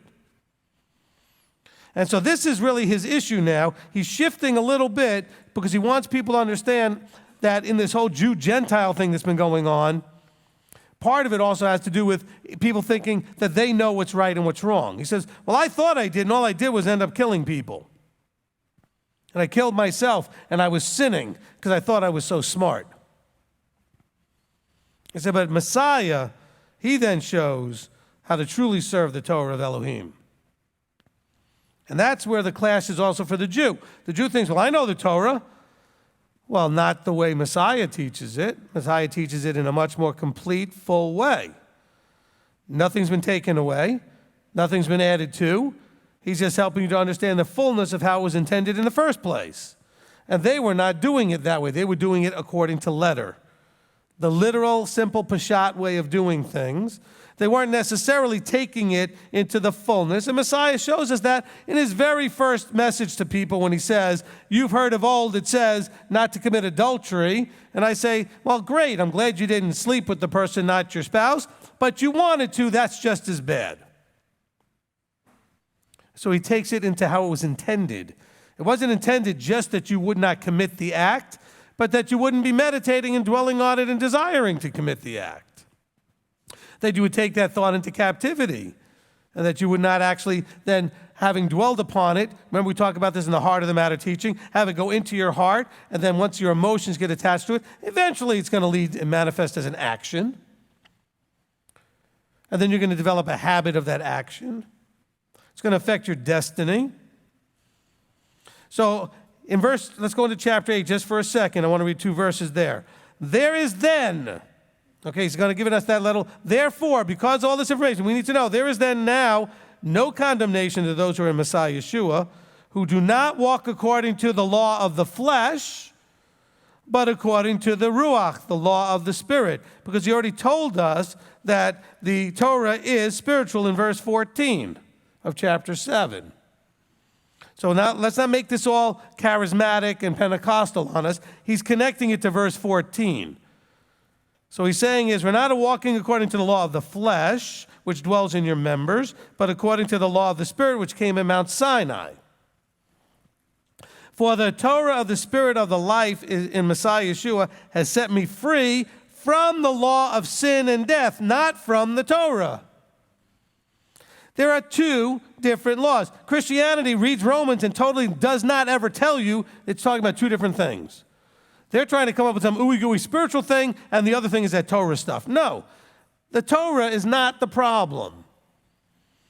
He's saying the Torah of the Spirit of the life in Messiah Yeshua has set me free from the law of sin and death, which is the one that's the other law in my members in verse 23. Let's follow what Paul is saying. Sometimes you got to read a whole bunch of it until finally he decides, I'm going to have mercy on you, and I'm going to explain what I'm talking about. Takes a little while for him to actually get there. But that's the context now when we go back to chapter 5. He's going to be leading and talking about in chapter end of 5, 6, and 7, that's leading to, he's going to explain himself with his 2 laws. And the struggle internally. And then the struggle internally becomes an external struggle because there are those that would say, oh, as a Gentile, we don't have to keep that law from Mount Sinai. And he's saying, look, whether you're at Sinai or not, you've got a law problem internally. The Jews have it just as much as the Gentiles. I was a Jew, and I was in all kinds of trouble killing people and doing things I shouldn't do. I was deceived. Not deceived by Torah, but deceived by the one giving the command about Torah. And now we're getting the command from Messiah. We're getting the right command. So it's about authority. Remember, the authority was coming from the temple, from the parties that were politically leading the temple, whether it was Pharisee or Sadducee at the time, and they had gotten disconnected from the whole point at Mount Sinai. And so the command was not coming with the right authority like it had when it came from Moses. It had gotten convoluted and diluted and confused and messed up and filtered through the law in their members. We don't like this Messiah Yeshua guy, this guy who claims to be Messiah. We hate him. We want him dead and all of his followers. And that command is what Paul was adhering to and listening to. And he admits here that his flesh loved it. He was zealously doing these things. He did not have a hesitation. He was into it. But he thought he was doing it right. So Messiah had to smack him in the head, and before opening his eyes, had to close his eyes. And really make him, handicapped so that he needed help. I'm sure he was a very confident, competent guy that never thought he needed anybody's help. All right, now let's go back to chapter 5 with that understanding. And we will come back here, and we'll read this again when we get to chapter 7. But I wanted us to, that's where he's trying to get to. Okay? So at the end of chapter 5, and verse 20, it says, "And the Torah came in beside, so that the trespass would increase. But where sin increased, favor increased still more. So that as sin did reign in death, even so favor might reign through righteousness to everlasting life through Yeshua Messiah our Master." So this is a very convoluted little 2 verses. He says, the law came in beside so that the trespass would be understood. So you'd understand what trespass was. It's not that the trespass increased. You got to remember that sin is defined by what? The law. 1 John 3:4. Okay? We understand that sin is transgression of the law. So we now are more aware of, because do you know that one of the things that's out there where people say, well, there's a lot more autism out there today. There's a lot more certain things out there today. Well, you know what? We've gotten better at identifying certain diseases or certain syndromes. So it's not like necessarily that it's increased, although it has probably to some degree, but because we're now aware of these things more. Well, guess what? When people became aware of Torah, all of a sudden they became a lot more aware of sin. He says, so that as sin did reign in death, in other words, its authority was leading to death. Remember the law that reigns in our members. Even so, favor might reign through righteousness to everlasting life. Righteousness is what? Torah observance, doing what is right. It leads to what? It reigns through righteousness onto, or where it's pointed towards, is everlasting life through Yeshua Messiah, our Master. Listen to verse 1 of chapter 6. What then shall we say?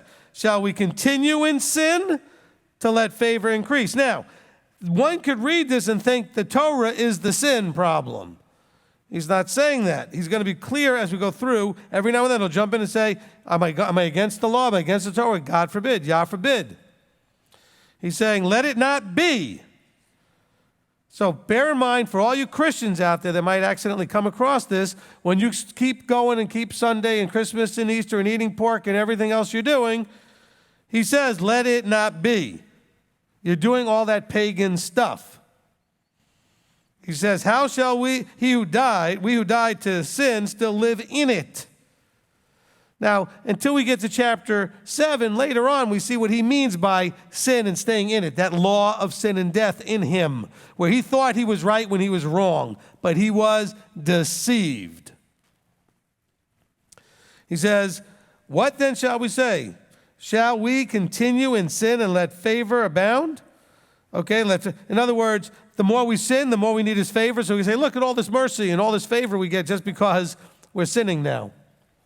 No, how about not needing it by not sinning? He says, let it not be. I don't think that's an ambiguous statement there. How shall we who died to sin still live in it?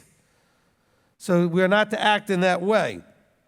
Or do you not know that as many of us as were immersed into Messiah Yeshua were immersed into his death? We were therefore buried with him through the immersion into death, that as Messiah was raised from the dead by the esteem of the Father, so also we should walk in newness of life. For if we have come to be grown together in the likeness of his death, we shall also be of the resurrection. Knowing this, that our old man was impaled with him, so that the body of sin might be rendered powerless to serve sin no longer. Don't forget our definition of sin. Maybe we need to just read it in 1 John 3:4. For everyone doing sin also does lawlessness, and sin is lawlessness. Do you think Rav Shul knew the definition of sin? I think he did. So when he's talking about sin, he can't be talking about going and keeping the Torah. The Torah is not sin. It defines sin. When he says, thou shalt not, if you do it, that's sin. When he says, thou shalt do, and you don't do it, that's sin. Excuse me. He said, we were therefore buried with him through immersion into death, that as Messiah was raised from the dead by the esteem of the Father, so also we should walk in newness of life. For if we have come to be grown together in the likeness of his death, we shall be also of the resurrection, knowing this, that our old man, the one that was living according to the law of sin and death.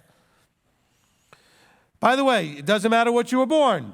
You're born Gentile, born Jewish, born Hindu, born Muslim, doesn't matter. You have that same law of sin and death that comes from your self-sovereign. You think you know what's right. You think you know what's wrong. Everybody, no matter what I don't care if you're black or white or green or yellow, I don't care if you are tall or short, if you were born, if you were born a human being, you had the law of sin and death reigning in you. If you were born human, you had this problem. No respecter of where you were born, what country you were in, or whatever, okay? He's saying, however, knowing this, that our old man, the old person we used to be, the way we used to think, the way we did everything, was impaled with him so that the body of sin might be rendered powerless to serve sin no longer. Now he's talking to an audience of Jews and Gentiles who've come to believe in Messiah. So when you're reading this, he's talking about serving sin no longer. If he's talking to the Gentiles, they never kept Torah. So he can't be talking about the Torah as the problem. I mean, someone may make an argument that the Jews, he could be saying that the Torah is a problem. Bad argument, but it's a mixed audience here. He's talking to those of the circumcision and those of the uncircumcision. The problem is that law that reigns in our members. We read about it later in chapter 7. We read about it already.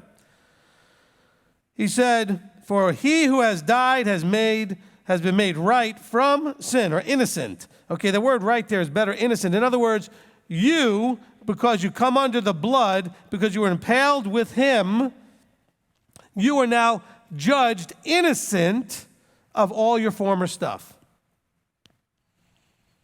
You're not judged right, like, well, you were right to do all your former stuff. You're now judged innocent so that that penalty is not held against you. He says, and if we died with Messiah, we believe that we shall also live with him, knowing that Messiah, having been raised from the dead, dies no more, death no longer rules over him. For in that he died to sin once for all, but in that he lives to Elohim. Now listen, if we are supposed to imitate him, he died to sin. When you go in the water, that's your metaphor for dying to sin, burying the old man. We're going to do this tomorrow. He says, but alive to Elohim. Okay, that's what he lives to Elohim. What has Elohim said? He said, thou shalt and thou shalt not. They're called the Torah, the commandments. He lives to Elohim. So you also reckon yourselves to be dead indeed to sin, but alive to Elohim and Messiah Yeshua our Master. Listen, therefore do not let sin reign in your mortal body to obey it in its desires. Okay, now we got a more clarity here for all the Christians listening. When did you struggle with your desire to keep the Torah? Never. No, but you did struggle with your fleshly desires, didn't you? See, I think Christianity's big problem is they just won't accept the definition of sin. That's their problem. They don't have a good, clear definition scripturally of sin. Because he says in this verse very clearly, he says, so you also reckon yourselves to be dead indeed to sin, but alive to Elohim and Messiah Yeshua our Master. Therefore, do not let sin, the breaking of the law, reign in your mortal body, to obey it in its desires. Neither present your members as instruments of unrighteousness to sin, but present yourselves to Elohim as being alive from the dead, and your members as instruments of righteousness to Elohim. So your purpose is to walk out the Torah, to do this for him. He says, for sin shall not rule over you, for you are not under the law, but under favor. Okay, now the word under there is better translated of. You are not of the law, but under favor. What then? Shall we sin because we're not of Torah, but of favor? Let it not be. And I'm just changing the word under to of because when I looked at the translation, it seemed like that made a better sense. Shall we sin because we're not of Torah, but of favors? That's what, because people want to say that. There's your law versus grace right there. And what does he say? He says, no. Don't do that. Let it not be. He's going to clarify it more here. Listen, do you not know that you, listen, to whom you present yourselves servants for obedience, you are servants of the one whom you obey, whether of sin to death or obedience to righteousness? Christianity has a big problem defining that word. They don't understand what righteousness is. But thanks to Elohim that you were servants of sin. You were servants of sin. You were serving under the law of sin and death. He explains that later in chapter 7. We're almost there. Remember, he goes back to what I want to do, I don't do. That which I don't want to do, I do. Because there's this law raging in his members. He says, yet you obeyed from the heart that form of teaching to which you were entrusted. He said, but thanks to Elohim that you were servants of sin, yet you obeyed from the heart the form of teaching to which you were entrusted, and having been set free from sin, you became servants of righteousness. By set free from sin, what we're talking about is that you were now set free from the law of sin and death, because you know the differences. Remember, he started off in chapter 7 talking about how he was deceived. He thought he was doing things right. He says, but you've been set free from sin. It doesn't mean you can't sin anymore. All fall short. He says, but you have now been set free from that law, that authority that sin had over your life. Remember, he's saying this under the verse 16. Do you not know that to whom you present yourselves servants to obey, you are servants of the one whom you obey? Whether it's sin unto death or obedience unto righteousness. This is the context he's still going on to. He said, but you've been set free from serving sin. Not free from sin like you can't sin. I mean, there's only a couple of 2 verses earlier when he talked about what he means. You're set free from obedience and the service of sin. This is why I keep talking about so much about how you have to get off that self-sovereign throne. I'd hate to say it, but if you look in the mirror, you can say, I've seen the enemy and it's me. Oh, but you were taught to blame the devil for everything. Believe me, you can cause enough of your own problems. You don't need to blame the devil. I'm not protecting the devil. He sits back all the time going, man, I don't have to do nothing. These people do it all themselves. All right, continuing. He says, I speak as a man because of the weaknesses of your flesh. For even as you did present your members as servants of uncleanness and of lawlessness, resulting in lawlessness, so now present your members as servants of righteousness, resulting in set-apartness and kadoshness, which is defined by Yahweh. Yahweh decides what is set apart and what is not, what is clean and what is unclean, what is right and what is wrong. He says, look, you did this before. You presented yourselves as servants of uncleanness, lawlessness, etc., and it resulted in lawlessness. So now, because you've been set free from the master, the slave master of sin, you have to still now actively choose. In other words, you only set free to choose. You weren't set free and automatically you're now in the right place, in the right camp. You can still choose to go back. But you've been set free to be able to make a choice. And he's saying, look, choose now to present your members as servants of righteousness, resulting in set-apartness. For when you were servants of sin, you were free from righteousness. It actually says unrestrained. You were not doing righteousness. You were just unrestrained in what you were doing. What fruit, therefore, were you having then, over which you are now ashamed? For the end thereof is death. What leads to death? Sin leads to death. He's being very consistent here. He says, look, what's the fruit? He says he knows his fruit. His fruit was death. He was killing people. Ultimately, he was killing himself. He says, but now, having been delivered from sin, that's set free, better translated, delivered, okay, delivered from sin, and having become servants of Elohim, you have your fruit resulting in set apartness, and the end is everlasting life. He's teaching you about two laws and where they lead and what their fruit is. He's going to be more clear about it when we get into chapter 7. You know that because we already read it. But you can see where he's going now that we already know where he's going. Doesn't this make a little more sense knowing where he's headed? Which is why I had to jump ahead to chapter 7 first. Now, in case you're not really clear, the next verse says it clearly. The wages of sin is death, but the favorable gift of Elohim is everlasting life in Messiah Yeshua our Master. Or do you not know, brothers, chapter 7, verse 1, for I speak to those knowing the Torah. Now here this is going to be interesting. I don't want people to miss the metaphors here, because he's going to use marriage as a metaphor, but I want you to catch this in some clarity, okay? Or do you not know, brothers, for I speak to those knowing the Torah, that the Torah rules over a man as long as he lives. For the married woman has been bound by Torah to the living husband, but if the husband dies, she's released from the Torah concerning her husband. So then, while her husband lives, she shall be called an adulteress if she becomes another man's.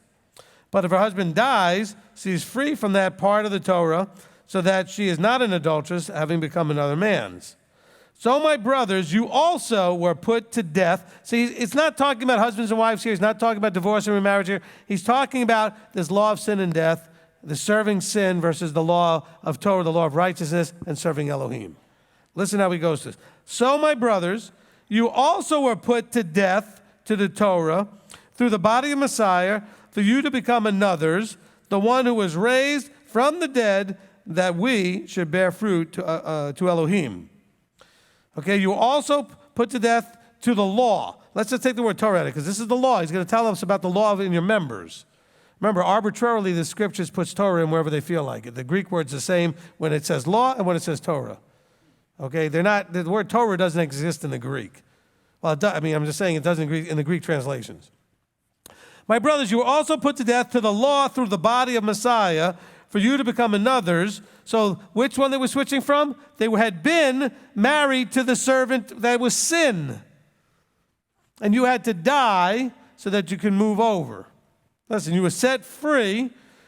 You also were put to death to the Torah through the law, through the body of Messiah, for you to become another's, the one who was raised from the dead, that we should bear fruit to Elohim. For when we were in the flesh, listen, the passions of sins through the Torah, which working in our members we're working in our members to bear fruit to death. So again, the word Torah is not there. It should be which by the law. Okay, let's switch that word in there, which by the law, because the Greek is better translated that way. For when we were in the flesh, the passions of sins, which by the law of sin, were working in our members to bear fruit to death. The Torah never led to death. What did Moses say? Choose life. I lay before you death and life and death. Choose life. Torah leads to life. But now we have been released from the law, having died to what we were held by, so that we should serve in newness of spirit, not in oldness of letter. Okay? So they're not released from the Torah, released from the law. Bad translation here. What then shall we say? Now he's going back to the Torah. Is the Torah sin? Let it not be. However, I did not know sin except through the Torah, for also the covetousness I knew not if the Torah had not said, you shall not covet. But sin, having taken the occasion through the command, did work in me all sorts of covetousness. For apart from Torah, sin is dead. Not that sin has no power. It's just not sin. If you don't know, you aren't covenanted, you're just living life in a fleshly way. You don't have an eternal life to look forward to. You just have death to look forward to. So there's no further punishment. Live life, eat, drink, and be merry, for tomorrow we die. But until you become covenanted, that is your life. Then you become covenant, you realize there's a path that leads to a further aspect, a further potential called eternal life. He says here, but sin, having taken the occasion through the command, did work in me all sorts of covetousness, for apart from the Torah, this sin is dead. And I was alive apart from the Torah, the law once, but when the command came, the sin revived and I died. So now we're talking here a little bit about authority. When those in authority came and put me in a direction, the sin was revived and I died. And the command which was to result in life, that I found to result in death. So he's saying, look, I was listening to those I thought were in authority, the Jewish leadership.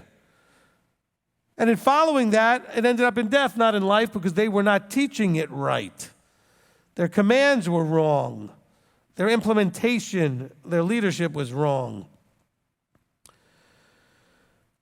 He said, but sin, having taken the occasion through the command, did work in me all sorts of covetousness, for apart from Torah, sin is dead. And I was alive apart from the law once, but when the command came, the sin revived and I died. And the command, which was to result in life, this I found to result in death.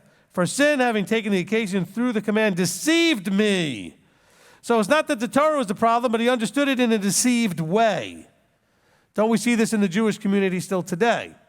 We see this in the Messianic community still today. Those that are not properly applying their Torah understandings.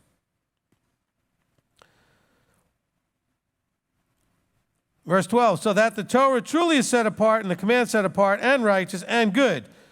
So he's saying these things weren't the problem. The implementation of them was the problem.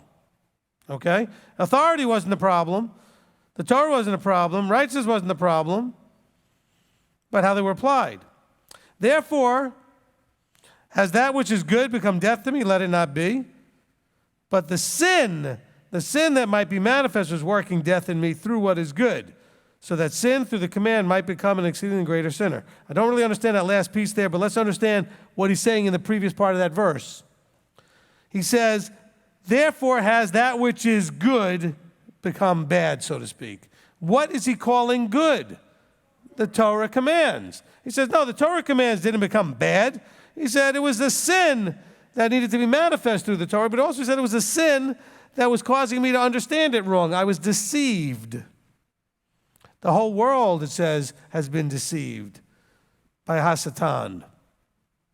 Unless the Creator has opened your eyes and opened your ears and given you a heart to receive. All right? He says, so that sin through the command might become exceedingly great. In other words, so people can see the result of sin. You need to have the command be there so they can see what's going on. For we know that the Torah is spiritual, but I am fleshly, sold under sin. For what I work, I know not. For what I wish, I do not practice. What I hate, that I do. Bear in mind, what have I told you over and over and over again? You know why you sin? Because you like it. You sickos. Manny likes it when I do that. All right? You do what Paul's saying is the same struggle. He does what he likes. He says, what I don't want to do, he says, look, he goes, for what I work, I know not. For what I wish, I do not practice. What I hate, that I do. Intellectually, he hates it. But he still has a desire in his members to do it. If he hated it, he wouldn't do it if he actually hated it all the way through. In his thought process, he hates it. But his heart is still in it. A lot of you had that struggle when you tried to quit some sort of an addiction. Some of you are still struggling. I talk to people, and Rabbi Tom can tell you this because he quit smoking. But the smoking thing, because he's been quit for quite a number of years now. But you know what? He didn't quit till he just decided he didn't want to, he just made a quit decision. But those you say, well, I tried to quit. No, intellectually you knew you needed to. Your heart still wanted it. You still had the addiction. But when your heart and mind both have enough, you'll quit. Oh, you don't understand, Rabbi. Look, I was never addicted to those things. But I've talked to enough people that quit. And you know what they all did? They quit. They didn't try to quit. You can't try to quit. It doesn't work. I don't want to quote Yoda, but there is no try, only do. All right? I do the voice, but it hurts my throat. All right. Okay? There is no try, only do. Okay, there you go. Okay. It was worth it. When 600 years old you are, look as good you will not. Okay. Now, the key here is he's having the same struggle, right? He's saying, look, I know what to do. I know what I shouldn't do. I hate those things, but I keep doing them anyway. He says, for the good, verse 19, that I wish to do, I don't do, and the evil I do not wish to do, I do. I practice it. There's a struggle. Now he's going to explain to us what that's all about. So let's go back to verse 16. So we just read verse 15. He says, but if I do what I do not wish, I agree with the Torah that it is good. In other words, and now it is no longer I that work it, but the sin dwelling in me. So he's trying to explain this wrestling match that's going on inside of him. Okay? For I know that in me, that is in my flesh, dwells no good. For the wish is present within me, but to work it I don't find. I want to do it. I desire. Intellectually, I want to break these habits. I want to stop sinning, but yet to work good, I don't find that in me. For the good that I wish to do, I don't do. But the evil I do not wish to do, that I practice. And if I do that which I do not wish, it is no longer I who work it, but the sin dwelling in me. I find, therefore, this law. So now he's saying, I came to a revelation. I had an epiphany. I find, therefore, this law, that when I wish to do the good, that evil that is present within me, for I delight in the Torah of Elohim according to the inward man, but I see another law. There's another law in my members, battling against the Torah of my mind, and bringing me into captivity to the law of sin, which is in my members. Wretched man that I am. Anybody feel that way sometimes? You just feel like you're wretched, and what's the point? Who shall deliver me from this body of death? And then he says, I know who. Thanks to Elohim, Messiah Yeshua does. He says, thanks to Elohim, through Yeshua, Messiah, our master. So then, with the mind, I myself truly serve the Torah of Elohim, but with the flesh, the law of sin. So he's trying to help us see this whole thing. Look, what do we see in Philippians 2:5? He says, let this mind be in you. That was also in Messiah Yeshua. I know I quote Philippians 2:12 to you all the time about walking out salvation in fear and trembling, but don't forget 2:5. The key is that three-letter word, though, let. And he's saying he struggles with that. Paul's saying right here, I struggle letting the mind of Yeshua have authority in my life. That's a strong confession right there. He's saying, look, I get your struggle, but you need to understand that the struggle is not between Jew and Gentile. The struggle isn't at the law versus grace. The struggle is you want to be in charge and you don't want to submit to him and let him be in charge. You want to stay on the throne and not let Yeshua sit there. You don't want to let him rule and reign in your life. And that's called covenanting. Because when you covenant and you read the declarations that I have for you guys, in the declarations you say that you are going to completely let go of all. You know what? Someone grab me the declaration papers and bring it up here real quick. Okay, I want to read. This I think is really critical to put into this teaching. Okay? You just bring that up to me real quick. All right? We need to understand that this is a battle that's raging in all of us. Thank you. Okay? And I have in the declarations, these are the things that people say when they go in the water with us. Okay? I'm going to read the 8 of them just so you know. They declare that it's their desire to make this change from Tameh to Tahor. You go in the water, it's a status change. They declare that they're ready to bury the old man. They declare, number 3, that of their own free will, they renounce their citizenship in the kingdoms of this world, Hasatan, and sovereignty over themselves. That's what Paul's talking about here in Romans. Of their own free will, they choose to be a citizen in the kingdom. So that, remember, you were set free to make that choice between the two camps.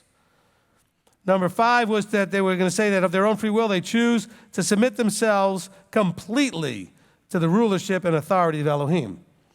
That's where you're going to fix this battle that Paul's struggling with. Number 6, of their own free will. Again, notice I keep putting in that own free will thing. Nobody's compelling anybody to do anything. You're standing before witnesses and the King of all kings saying, of my own free will, without compulsion, I am voluntarily choosing to do these things. Number 6 was of their own free will to commit to take on all the responsibilities. The responsibilities of being a citizen in the kingdom of Elohim, and to strive to live by Torah, the teaching and instructions of Yahweh. Number 7 is an important one. They ask Yahweh of their own free will to annul all previous agreements with all other organizations, authorities, and etc. that they may have made that are in conflict with him. Now remember, when I do this, you are not immersing into MTOI or Beth Shalom. You are immersing into a covenant with your Creator. Other churches have you baptized into their church. Now, we want you annulling all agreements with anybody and everything and anything that's not in agreement with Him. You are covenanting with Him. And then the last one is the most critical, that of your own free will, you're now going to choose, having come out of that water in freeness of, newness of life, etc., to choose to take on yourself the names of Yahweh and Yeshua and to walk and commit to walk out the rest of your life in such a way as to bring those names glory and honor and not shame. That's covenanting. Okay, some of you got wet. I'm not saying it didn't take. I'm not saying you didn't get the ruach. I'm not saying anything. I'm saying, well, how powerful would it be to make those declarations and then go in the water? But to mean every word.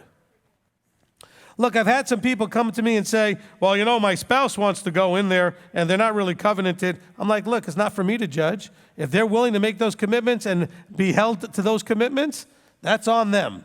I warn everybody before we go in the water. Do you understand what you're committing to? Are you prepared to actually commit to this? Because you're doing this now in front of witnesses, just like a marriage covenant. Private covenant in front of witnesses. By the way, if you've ever been to a wedding and that couple struggles like to get a divorce, you are actually by right expected to go to them and say, excuse me, I was there the day you made those commitments. What's going on? I heard your vows. I watched you do these commitments. See, here's the problem. Most people, when they get married, have no idea what they're doing. They're doing it just because they want to be able to have sex and live together legally and have all of the laws and rights and tax whatever benefits. But they're not understanding is that they didn't make vows that came out of their own heart. They did the sickness and health and blah, blah, blah, blah, blah that's been there for centuries. When I do a wedding, I have them write their own words so that the witnesses know what you're committing to and you are out loud saying what you're actually committing to. Well, Yahweh gives us a very simple commitment. If you will do everything I say, I will take care of everything else. I paraphrased that a little bit, but that's essentially what he says. I will take you as my people. And as my people, you get everything. All provided how you need it to be, but you need to obey my voice. That's what he says.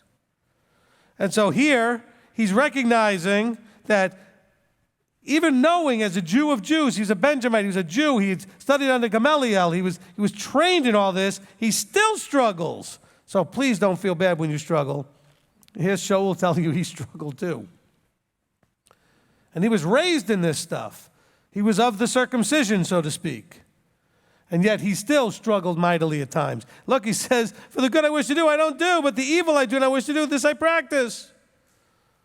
But he realizes it's not him, but it's the sin. In other words, he's still got this law of sin and death raging and ruling in his members that he has not put to death. He's not gotten rid of. He's still under that authority. He still jumps on the throne all too often and sits there, king me, right? I know it's a weird phrase, but the king has to die, so long live the king. Die and get off the throne and let Yeshua reign. Okay? Death to the old king, long live the new king. Problem is, some of you thought you buried the old man, and then you jump back after being baptized and thinking you're Torah observant now, and you jump back on the throne. You know, it's like the Who song. Here's the new boss, same as the old boss. Look, I worked in Star Wars and the Who in the same sermon. Truly, they're going to fire me. Okay. But you got to remember, even that song said what? We won't get fooled again, but yet we do. You fool yourself, though. You fool yourself, you kid yourself, and you think, oh yeah, now I've arrived.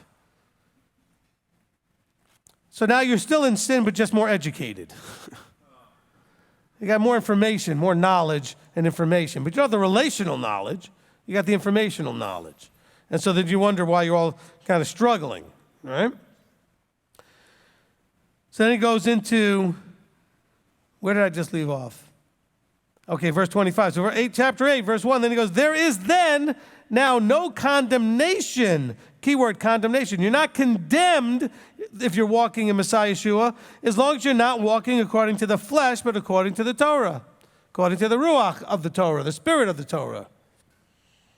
He says, for the Torah of the Spirit of the life in Messiah Yeshua has set me free from the law of sin and death.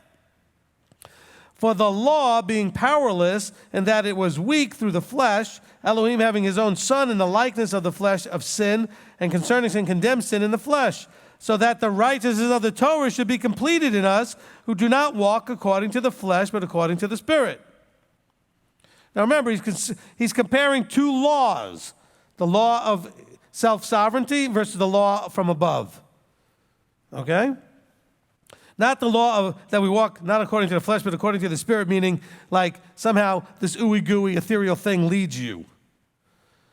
That's been happening your whole life. What's that done? How's that working? Okay? Some of you came from Spirit-led, Spirit whatever churches. Did real well for you, didn't it? Because it was the wrong idea, wrong understanding of what it means to be Spirit-led. Led of the Ruach. Because we're told in John 14, it's the Spirit of truth.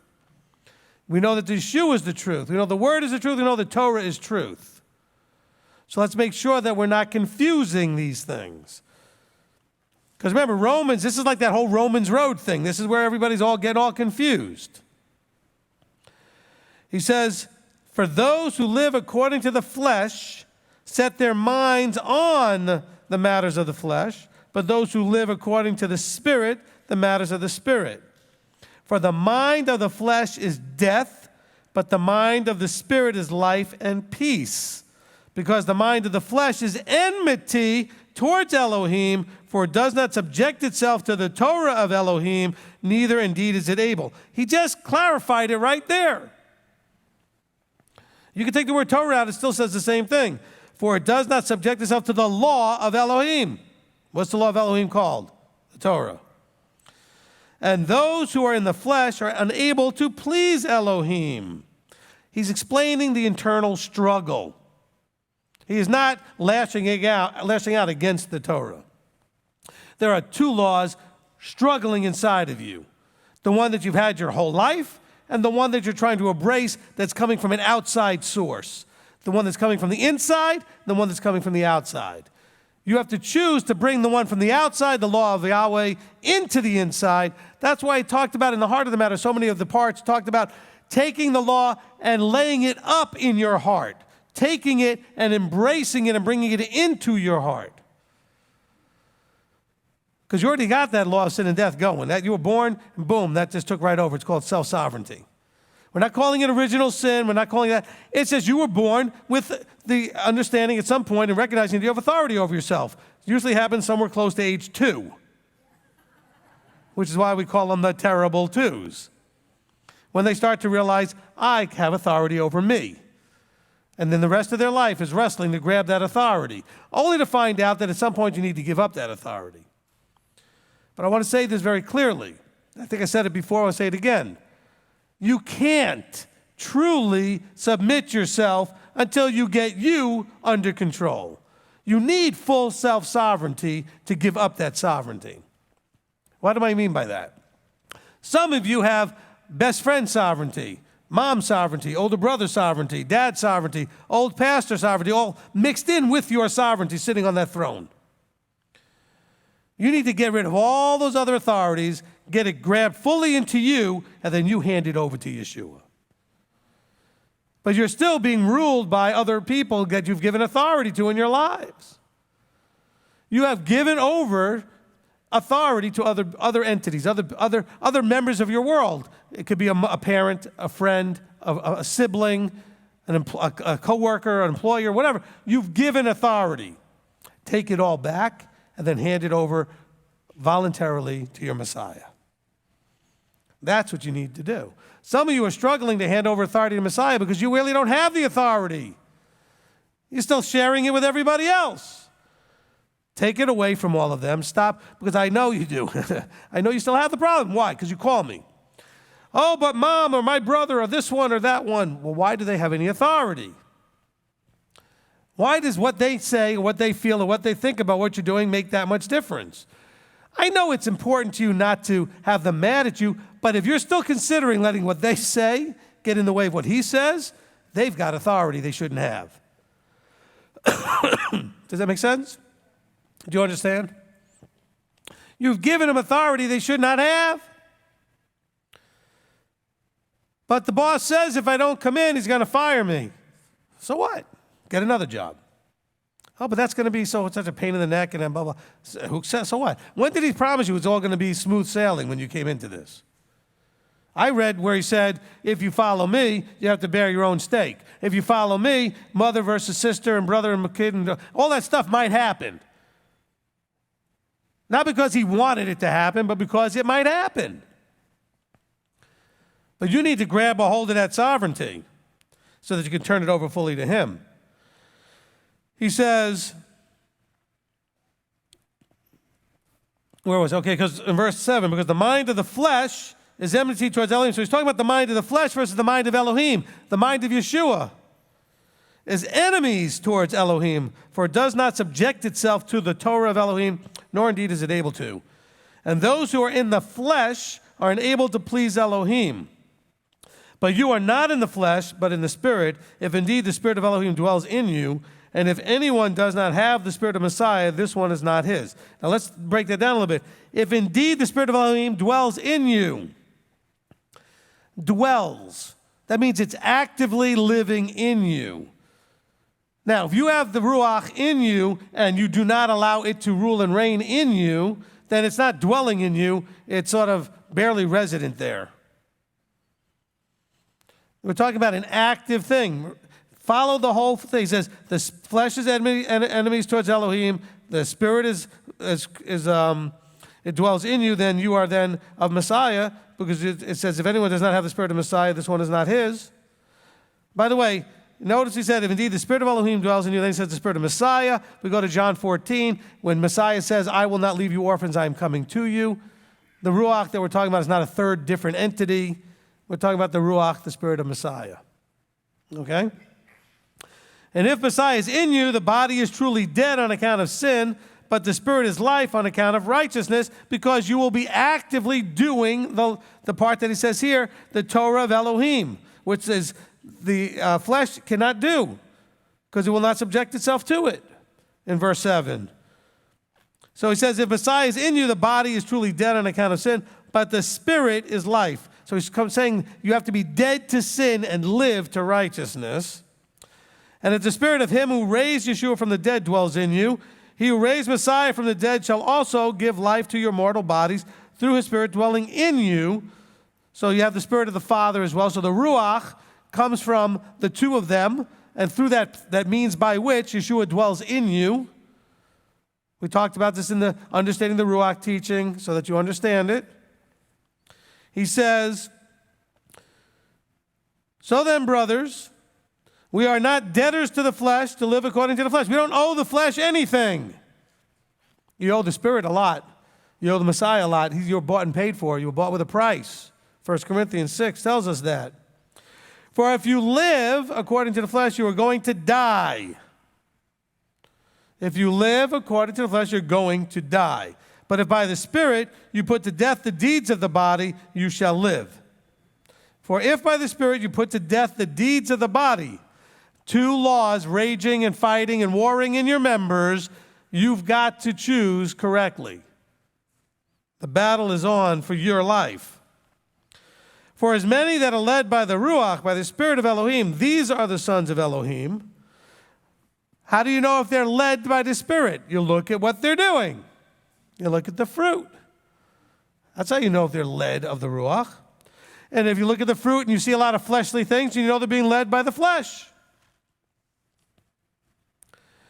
He says, for you did not receive the spirit of bondage, again, to fear, but you received the spirit of adoption by whom we cry out, Abba, Father. The spirit of adoption. So now when you're adopted fully in, then you are considered a full member of that family. He's going to get to that more when we get to chapter 11. He says, the Spirit itself bears witness with our spirit that we are children of Elohim. And if children, also heirs, truly heirs of Elohim, and co-heirs with Messiah, if indeed we suffer with him in order that we also be exalted together, but you don't want to do the suffering part. You want to do the exalted together part. I get call after call. People are really struggling, and I feel their real pain. It's a real suffering they have. But then they don't want to make the hard choices sometimes. I said, did you not read the small print? And all the print's the same size. Thank you, Owen. Okay, because I always say the same thing. I mean, there's no small prints. It's all the same. A lot of it's in red letters in some of your Bibles. It makes it really clear. He says, for I reckon that the sufferings of this present time, we're in verse 18, I reckon that the sufferings of this present time are not worth comparing with the esteem that is to be revealed in us. For the intense longing of the creation eagerly awaits for the revealing of the sons of Elohim. For the creation was subjected to futility, not from choice, but because of him who subjected it in anticipation, that the creation itself also shall be delivered from the bondage to corruption into the esteemed freedom of the children of Elohim. Sin is ripping this world apart like it did during the flood. So even the creation is waiting, anticipating for us to be revealed. And not revealed like we're all like wearing like costumes or something or hiding. He's waiting for us to stand up and say, I'm one of them. Not like in a big public way. Declare yourself of Yah. Put on your tzitzit. Walk out the Torah. Don't eat the pork. Don't do the Christmas and Easter. Don't do the Sunday. Love your neighbor as yourself. Love him. Put him first in everything.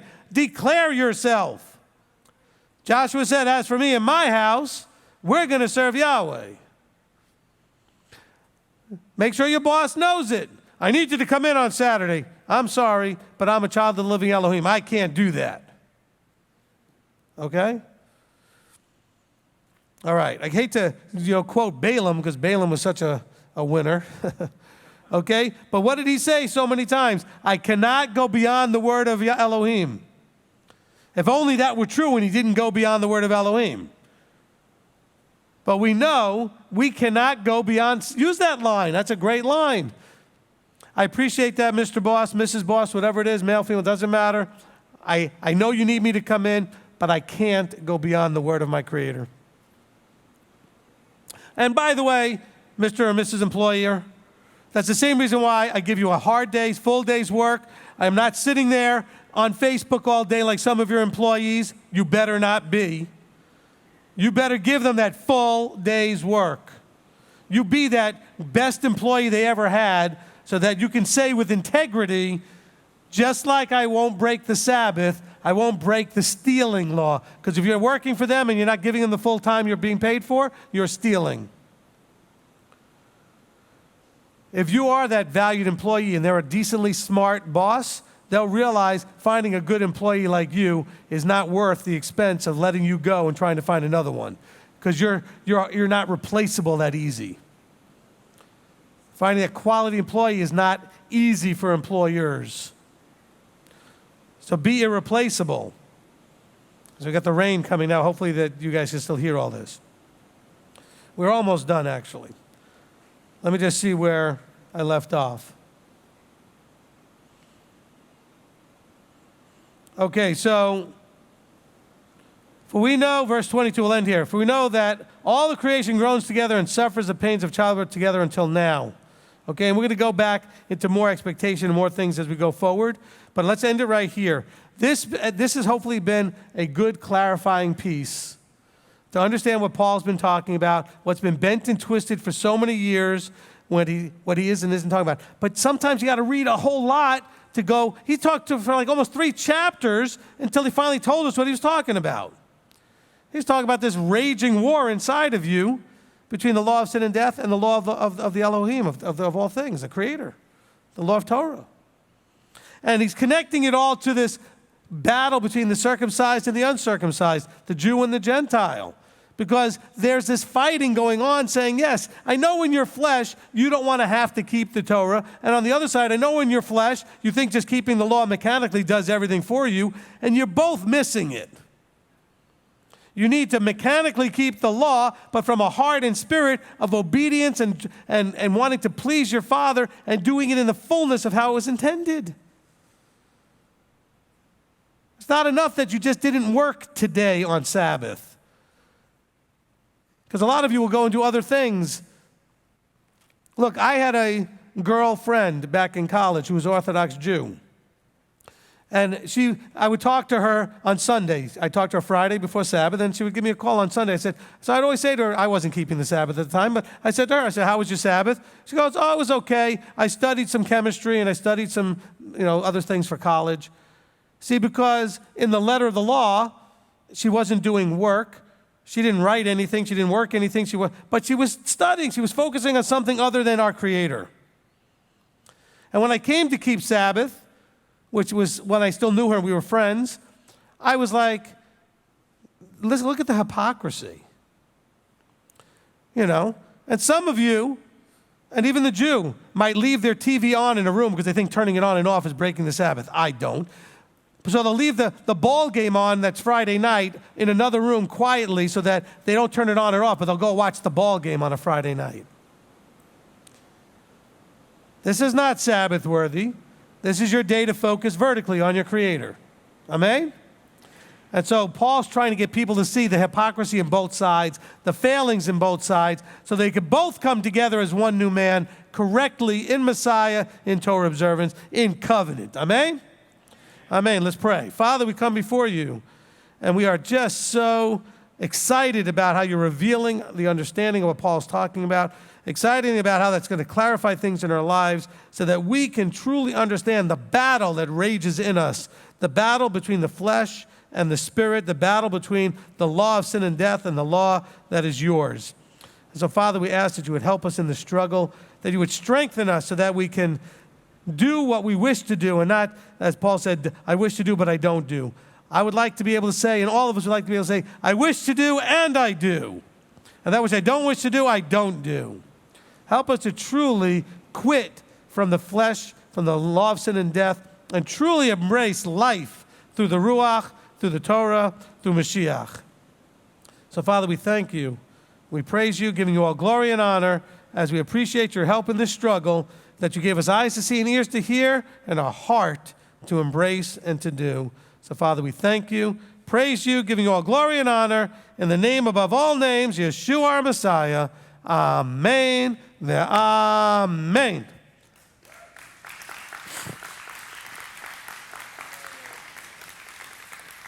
Amen. Okay, let me just write down where we ended, verse 22. Okay. Ended in chapter 8, 22. We're actually getting closer to the verse that actually has direct relevance to covenant as we get closer to chapter 9 and 11. Okay. I'm hoping that was worthwhile to you. I hope that makes some clarity, that made some differences for you so you could really understand the things that are going on. Okay? I hope that makes some sense. This is what we call the afterburn. This is where we go ahead and take comments or questions about the teaching from today. Okay, Nate's going to go around with the microphone. Also, we've got both Wyatts over there helping to man the admin desk. So Rob and his wife Tamara happen to be sitting with him. But Rob's going to man the admin desk there, and he'll take the questions from the internet. Okay, we'll begin with Michelle. Okay, Michelle, go ahead.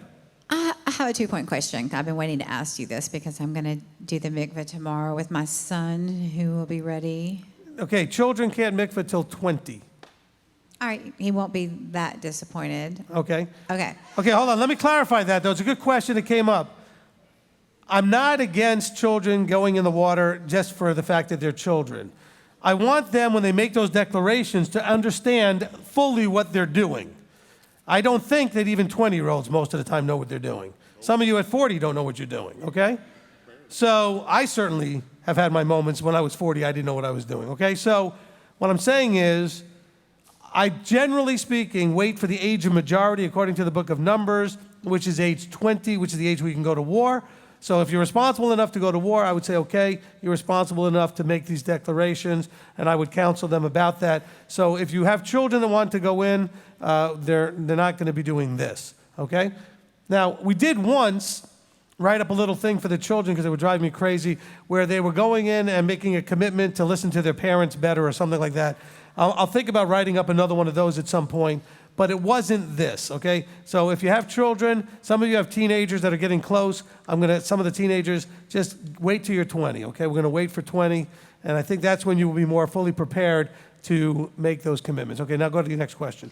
All right, and to more serious, because it sounds like a very serious thing, because, I mean, isn't there no more sacrifice if you break the Torah after you pledge to keep the covenant? And that's my first question. So my second one will be like the things that I think I would have a problem with, like cursing. I have a huge problem with, most people don't know that because I speak really well, thanks to my adopted dad from Jersey, master's degree in English from the University of Chicago. But I have a father who was from New York, New Jersey, and they curse all the time. And so every once in a while, I have a problem with that. And I think it has to do with my unfortunate upbringing with that attribute from such an educated person. Okay. So that's something that concerns me, and I've been reading the Psalms according to the rabbi, the other rabbi, and during the week, so that concerns me. Okay. That's a concern for me. That is a weakness. I don't smoke, I don't drink, and I haven't for over a decade. My second concern is that I have for myself, when you say, my loyalties to this world, does that mean that I'm no longer politically involved? I don't do my art. I don't. No, I mean it has to do with authority. Right. It has to do with authority ultimately. Well, ultimately, that means Right. my ex-husband David. You would say that. Does he have authority over my life anymore? Even though he hangs on to that get and that ketubah, and he won't take it off the wall. Did you get married just with a ketubah or did you get married under the normal state of whatever state you lived in? I got married with a Jewish wedding with a get and a ketubah and an Orthodox and I know, conservative rabbi. but you got a license from the state? I did have and I'm married a divorce lawyer. So he divorced me according to the laws of Tennessee. If he Tennessee. divorced you according to the laws of Tennessee, then you don't need to worry about the other two things. So I'm not under his authority No. anymore? No. Because he sure makes me feel like it. Well, that's his problem. Okay.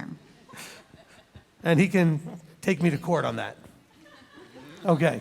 Okay, let me answer your questions. Okay, so first of all, you're going to not be perfect when you come out of the water. You are going to sin. And don't worry about that whole there is no sacrifice for it. That's a whole different thing. We could talk about it another time. What you need to do is that recognize when you do fall short, make teshuvah. Repent, turn around, get back on the path. Okay, so you're not going to be perfect, and you're not expected to be perfect when you go in the water. You're expected to want to be perfect, to want to strive. Remember, the key words in there is, I choose to take upon myself the names and to commit to walk out, to strive. The idea is to walk it out. I'm committing to walk it out. I'm going to fall short. But that's my commitment, is to make the effort. Okay, we're going to strive to walk out in such a way. Now, the thing with the cursing, okay, this is just my own personal thing. Lots of people are not going to like it, and they're not going to agree with me. When we're talking about cursing, she's talking about foul language. Okay, foul language is 100% arbitrary. It's not scriptural, it's just words. We as a society have decided what is foul language. In some societies, it's not foul language, certain things we think, and they think other things are. It's a societal, cultural thing. However, if you want to fix that and clean that up, then that's something you want to fix, that's something you should do, and that's fine. Okay? There are people that still will be offended when you use what this particular culture thinks is inappropriate language. However, it's just words. It's not cursing like, some voodoo thing, like we're laying a curse on somebody. You're just using language that people have called curse language, whatever. But it's language that they call foul or inappropriate language. Okay? There's not a single verse in here that talks about that. All right? It's not a sin. What? It's coarse, it's harsh,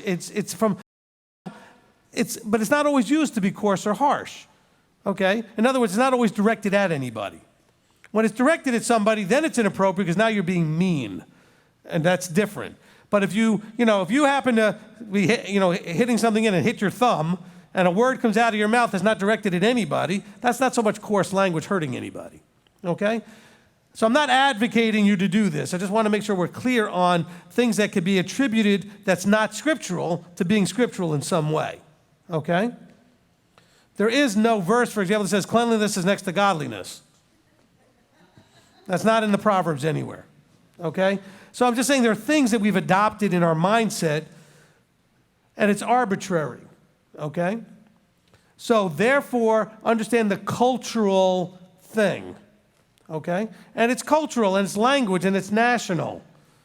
I mean, I'll use a simple example, okay? A derogatory word for a gay person was a fag here in this country. In England, it meant a cigarette. So you can see how that could be very different culturally. Okay? Well, in one country, it's a derogatory term. In another country, it meant a cigarette. Okay? So it's arbitrary. It's not like it's scriptural and it's been that way since the beginning of time. As a matter of fact, you go back centuries, they didn't use the same words we use as far as curse words, so to speak, or foul language or inappropriate, whatever. Now, you should strive to love your neighbor as yourself, which means you should try to use what's appropriate in the company you're in. Because you don't want to offend. You don't want to be coarse. You don't want to bring judgment as far as them judging you, which really they shouldn't judge you, but Well, why cause your brother to stumble? So did I come around and kind of fix that at the end? So I'm not advocating it at all. I just want it to be clear. So it's good that you brought that up, because I think people really struggle with understanding what is Torah and what is not. From a coarse harshness, if I use that language and direct it at you, that's not appropriate. That's mean. That's being mean-spirited. I'm trying to hurt your feeling. I'm trying to make you mad. I'm trying to pick on you and hurt you in some way. All right? And so that's not appropriate. Okay? Anyway. All right. Next question. Okay.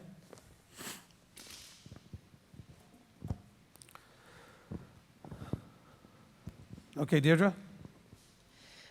First of all, if I'm allowed to say this, in terms of this coarse language and swearing, I have picked up a habit, and it's, to break, the string of coarse language, and I just substitute, a biblical name. Look, okay, let me say, this is actually a really good point. I want to shame a bunch of you and say, shame on you. When you say, like whatever little word you use instead of saying the word you really want to use, it's the same. Okay? In you, when you go, oh, sugar, I know you didn't really want to say sugar. But you've decided it's okay to say sugar when you meant the other word, which doesn't taste like sugar. Okay? I'm just saying, you've developed a habit to say, I'm okay because I found another word to say what I really want. And everybody knows what I'm really trying to say, but I use the other word instead. So let's not do that either. To me, that's being dishonest. Okay? You want to say the word, use the word. If you don't, then don't. Then just don't do it. Overcome the need to have to use that kind of, to make that kind of expression. Because you're not fooling anybody. It's just not. There's a comedian out there, I forget the guy's name, but he has the 100 curse words that Christians use. Not Carlin, no, that's different. No, what? Right, Tim Hawkins. You can go look that up. I'm not advocating all this Christian, comedy, but he has got a thing, the 100 curse words that Christians use, and it's every euphemism that they possibly could have used, instead of saying the curse word. I rebuke you. Okay? Like shut the front door or whatever, I don't know. Okay? Okay, so, but I'm just saying it's funny, but you'll appreciate the hypocrisy in that whole thing. Okay? Look, if you want to say it, say it. Don't be a hypocrite. If you don't want to say it, then don't say it in any form. Because you're being a hypocrite otherwise. Does that make any sense to anybody? Yes. Okay? Because people say, well, I don't really mean to say the other word. Yes, you do. You want the feeling that it evokes. You want the meaning behind it. And those words don't mean what they actually literally mean anymore. They mean I'm extremely over the top angry, whatever they mean. Okay? There's a difference between when you like bang yourself lightly and you go, oh man, and when you like really hurt yourself and the other words come out of your mouth. It's communicating the extremeness of the situation. So you're trying to do that using other words. The euphemisms, to me, I think is hypocrisy. That's just my opinion, because I know what you're really trying to say, and so do you. And don't try to convince me otherwise, okay? Because I know the truth there. Deirdre, go ahead. Now that I've just thrown myself on my sword for everybody. Yeah. Oh, thank you, Papa. In terms of, self-sovereignty, I find very often that comes along, feelings go along with that. And I have been, told all my life, not just by you, but by, my mother and the family, growing up with, feelings lie. You do not want to be controlled by feelings. Your feelings lie. So I think that once you know you like something, like you've always talked about, that feeling is attached to it. Before I moved up to Cleveland, I was alone, most of the time, and not just, even before I had Alice, I was alone. I was the homemaker. I was trying to just take care of my home. I didn't, need to go out and work. My husband, was in the military. He was taking good care of us. But I was just stuck in the house, and I had, no, way of going out and just being a part of society. So when my husband came home, I was like a little puppy dog following around the house, like, how was your day? Just trying to, soak up every little drop of being around somebody else. And now that I am, in a place where I am surrounded by so much family, I have really had to get over the fact that, he's not the only one.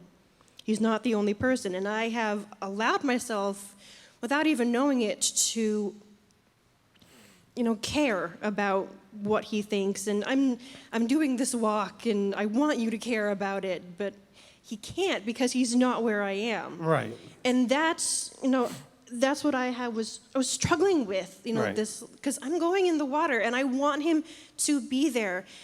And he was going to be, but now he can't. And my heart broke over it because it's such a life-altering decision, and I want him to be there. But I had to come to the realization that it's better if he's not, because as much as he loves me, as much as he's trying to understand me, he doesn't agree. He's not there yet, and I can't And it won't mean as much to him as it does to you. Exactly. Because of that. Yeah. Exactly. And I need to surround myself with people who will 100% support me or who's trying to understand. And I have to, this is going to be, as excited as I am to go into the water, it's going to be somewhat painful because in a way it's a severing. And I have to, I have to figure out who I care about more. Right. And, so the feelings of, just needing him to be there, he doesn't, it's a lie. And right. I'm just He would be there just to observe what you're doing. He would be Yeah. participating the way you would be. Right, he wouldn't be as excited as everybody else here would be for me. Well, we still we know him well, and we appreciate him, and we want him to be here, and we're going to continue to pray for his growth. And look, he's somebody that does talk to me from time to Yeah. time. And This is in and no all way that, me so- bad-mouthing him. No, This no. is- And you still need to maintain loving him second.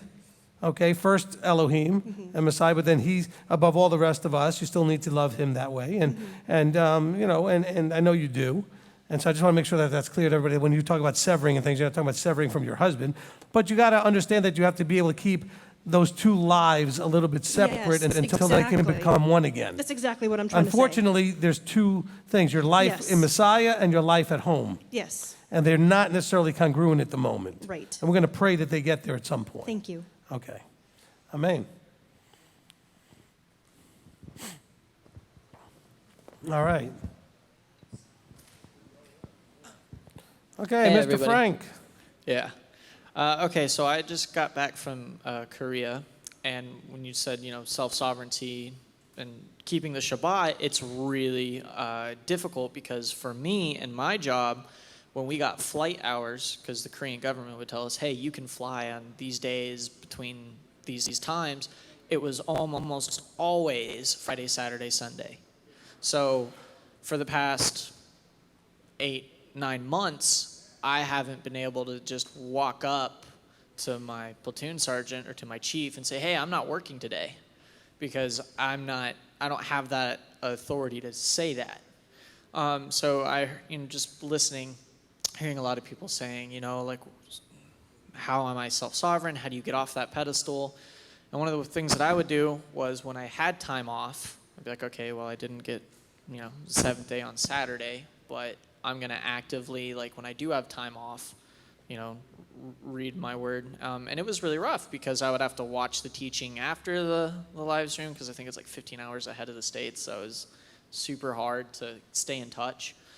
And now that I'm back, and I'm starting to get closer to getting out of the military and actually kind of take back some of that sovereignty, because I gave it up when I signed on. And I know sometimes Abba has to work on weekends, not anymore, but emergency service personnel do as well. So my question, I guess, would be, and I got blessed because a lot of my leadership understand, not only is it a religious preference, but it's also a life choice. Right. Some don't. So, but when I get asked a lot all the time about it, and aside from self-education and giving them trying to talk about it or defend it, I guess just not so much a question, just more of a praise. The fact that even though I haven't been able to do it, to keep Shabbat on the seventh day as much as I wanted to, just that because I was tactful in my way of handling it when my chief brought me into the office and was like, hey, why are you asking for Saturday off when, for this 3-day weekend or whatever? And I said, well, because it's my holy day. And we don't always have to, I don't always get it off. And I told him why and pointed him to the teaching. And was like, if you're really more curious about it, you can go watch Rabbi Steve talk about it. Just be warned, it's probably a 36 thing. Enough military guys do that, they're going to be talking about me now in the military. Yeah. That Rabbi Steve is messing up our... Okay. No. Luckily, they're really, I have a good leadership team. They have their moments, but for the most part, when it comes to some of the things you're not supposed to touch in the military, they're really good on that one. So Good. I'm thankful. Good. All right. Thank you, Frank. Yeah. So that's all I had to say is if you do have someone who's in charge of you, it's not that hard to just say okay. You just have to handle it tactfully, respectfully, and understand that one day you will be in that position and become a E5, become a sergeant and a team leader. And now I'm going to have to be the one that's saying, hey, you can't do that or whatnot.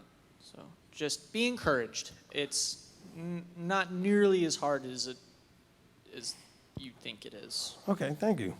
All right, let me just repackage a couple of things just so that it's clear for everyone what he's not saying to be confused. We're not saying that if you can't do Saturday, you could do whatever other day you want. Neither was Frank. I know he wasn't trying to say that. He just said in his frustration, he did make some efforts at least to make time when he did have time. But also understand there's a difference between signing up for the military and working at the local wherever business you work at. Okay, he literally signed over his sovereignty. That's a different thing than you just saying, I am agreeing to work for you. He can't just change jobs, okay? He made a contract. You can change jobs anytime you want, okay? Within, you have the freedom to leave a job and go get another one. So just realize that there are those differences, okay? There's also in a discussion on the Sabbath teaching where I talked about it, if you're in what's called life and death emergency services, there's a discussion that I have on those things. That means if you are working in, you're an EMT, or you work in the emergency room at the hospital, or these are things that are life and death if you're a police officer, these are things that there always is a need to have going 24/7, 365. Even in Israel, they always had these things. But in that discussion, what I've always talked about was, A, you should only be doing it because you really feel led and called to that particular, vocation. And then you should, if you're going to end up working on a Saturday because you are, like Nate, a nurse who might be called in, he doesn't anymore, but when that would happen, I always encourage people, then you shouldn't financially benefit from that. You should be doing it because you're doing it because you want to keep people safe. And so I've encouraged and people generally have done this, to take that one day's pay and just put it in the offering box and not benefit from it, okay? And that seems to have worked really well for them. They really feel better about the whole idea of doing it that way. But I'll tell you what, both my kids ended up in an emergency room on a Friday night, at least once in their life. And I was glad somebody was working because we needed that, okay? And, and we had, one time we had to have an ambulance show up. My daughter was real little and fell and hit her head, cut her skull open right above her eyebrow. And, hey, if nobody was working and everybody was off on Shabbat, we'd have had no way to handle this thing, okay? And so if you don't understand these things or you want clarification, call me and let me help walk you through it, okay? But there is a difference between working at most jobs and working in what's called emergency services and life and death services, okay? And so thank you, Frank, for bringing that up. And the best part I liked about it, what he says, I'm trying to work my way out. See, so when he gets out, he will be able to keep things without having his sovereignty in under someone else, because he actually contracted somebody else into that sovereignty position. That's what you have to do to be in the military. All right, Nate. I just wanted to clarify, I have not worked a Shabbat in a very long time. I don't even remember when I've worked an actual Shabbat. I have left here from being here on a Saturday to go home and get a little nap or go to bed early so that I could be up for a night shift on Sunday morning. Or when I was working nights, I would leave here early on Saturday night to cover for that. Well, but I'm just saying, but in either case, you work in the ER. Right. Okay, and that would be one of those services that, And my employers understand that if you have a real emergency, and there's nobody to cover or we get a rush or whatever, I will be more than happy to come in and volunteer my time. However, I do have to clock in because I have to be in the system. Fortunately, I haven't had to do that. But they understand also, if you call me in on a Saturday, or if you tell me, if you try to mandate me to come in on a Shabbat, bye, I'm out. They already know that. So, but they've honored that because I'm a good employee. I think I'm a good employee, or at least they've told me that. So, okay, so that's the last thing I want to wrap up with is the important thing I think that Frank said and that Nate kind of exemplified is that these things are fixable once you have your sovereignty back. See, right now he doesn't. Okay, Nate has established his sovereignty. So until you get your sovereignty back, you can't submit it under him. So if you've already contracted it out or signed it over to somebody else, you need to be striving to get out of that. So where you have your sovereignty back. Okay? All right, who's next?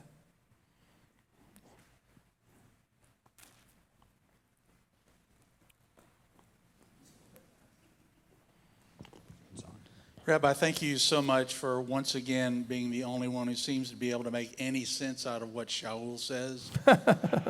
Even Kifa couldn't figure that out.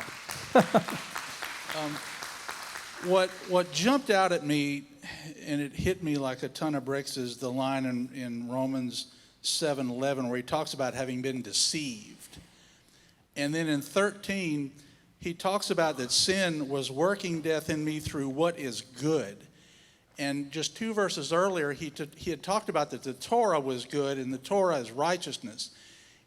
Correct me if I'm mistaken, but it seems like to me what sin did was co-opted or hijacked his desire for righteousness, his desire to serve Elohim. And it so thoroughly hijacked that he actually was doing what he thought was right in going after the followers of Yeshua and killing them. He thought he was acting righteously. Correct. And it wasn't until on the road to Damascus that his eyes got open and blinded at the same time that he came to realize that what this struggle was, that now he understood that he had a struggle now between actually pursuing righteousness and pursuing the law of sin and death, and that's why he identifies the two different laws there, which the Christians seem to think is only one, the Torah. But I think it's also important to point out that many people, especially Christians, are also deceived, so thoroughly deceived, Yeah. and so many of them are so devout in their faith, and they just don't see that they're deceived. Correct. All right, so that's excellent because, look, he says it was working death in me through what was good. In other words, even though you know the law, you know the Torah, you can use it in a wrong way. And that's what he was doing, okay, because he was deceived. All right? And we got a lot of people out there that have sort of the little nickname Torah terrorists. They're taking what is good and they're using it in a wrong way. And so that's wrong. Let's always remember also that all of the Christian friends that you have are generally in the eyes haven't been opened, ears haven't been opened, deceived category, and they haven't recognized yet that they've been deceived. You know what it felt like the moment you woke up and realized you'd been lied to. Okay? They will have that moment, and we just pray that it comes soon. Okay? All right, next question. Owen?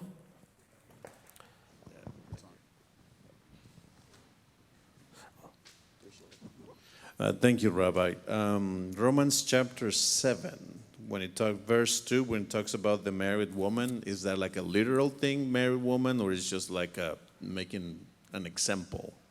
No, I mean, literally, there is a Torah that says that the woman is bound by Torah to the living husband, and if the husband dies, she's released to go marry somebody else. Okay, I mean, that is part of the Torah about marriage. But he's not using it for the literal part. He is absolutely doing zero discussion about marriage here. He's trying to make the point that he starts going into, but the fact that, like in a marriage, you're being set free because of the death of Messiah from the law of sin and death. Like you were married to another so that you're now going to be married to Messiah. He's trying to make an analogy, okay? And so he's not stopping in the middle of this whole discussion to have just 2 verses to talk about marriage, okay? All right, he's trying to use it as a metaphor for the point he was making. All right, live stream. Okay, hold on. David's hustling over there with the camera. All right.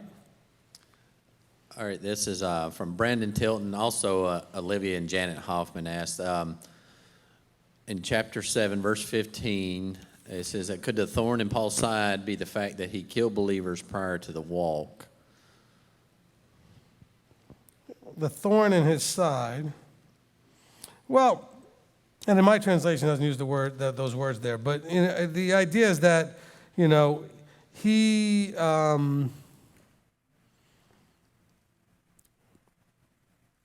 You're in Romans 7, where? Olivia or Janet was saying that in 7 verse 15, but he says, "Well, I work I know not, and for what I wish I do not practice what I hate." There's no thing about the thorn here. So we don't know what the thorn in his side was. It certainly could have been, the guilt over certain things, or something like that, or just an addictive thing that he had never broken. It could be a physical fleshly thing that was never healed, but it doesn't say. But that isn't in this section here, so. okay, from Earl Lee Lethbridge says, may I do the declarations now at home until I get a chance to be with the witnesses? I think he's talking about the mikveh declarations.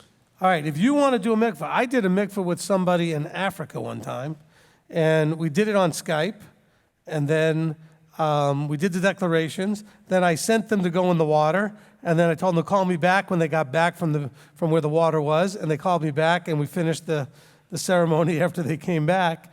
But so Earl, we could certainly do something like that, you could always get in touch with the Zimmermans, though, and Chris can help you with that as well, because I know where Earl lives up there in Alberta. So you can get in touch with the Zimmermans. They may be able to help facilitate that. But you still have to make the declarations in front of witnesses and then go in the water, and that should be witnessed as well. Okay, when I sent the ones in Africa to go do it, it was a husband and wife, so they could each watch each other go under the water, make sure they went under, and then come back. But otherwise, we could do something similar. But reach out to Chris Zimmerman and see if he might be able to help you. Okay. From Oh, it was Earl's birthday last? Oh, Earl, we just found out it was your birthday the other day. Happy birthday. All right. I just made everybody mad that's against birthdays. Good. Okay. You guys got to let go of that stuff that's not anywhere. There's no Torah that says anything against birthdays.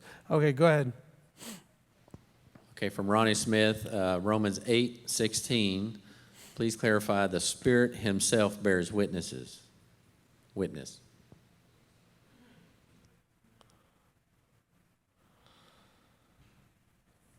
I don't understand what needs to be clarified there. It says simply that the Spirit, the truth, Yeshua, the Spirit, excuse me, the law of the Spirit that he's been talking about, bears witness with our spirit. When they bear witness together, then we understand that we are children of the living Elohim. It says, for you did not receive the spirit of bondage. You received the spirit, verse 14, for as many as are led by the spirit of Elohim, these are the sons of Elohim. Then we get down to the verse you're asking about, so the Spirit himself bears witness with our spirit that we are children of Elohim. If you haven't heard the teaching on the Ruach, then you don't understand the idea of intrinsic nature. When our intrinsic nature matches his intrinsic nature, then we are understood to now be children of the living Elohim. When we brought our nature in line with his nature, and we make these commitments. But if you haven't listened, you might have to go back and listen to Understanding the Ruach. Okay?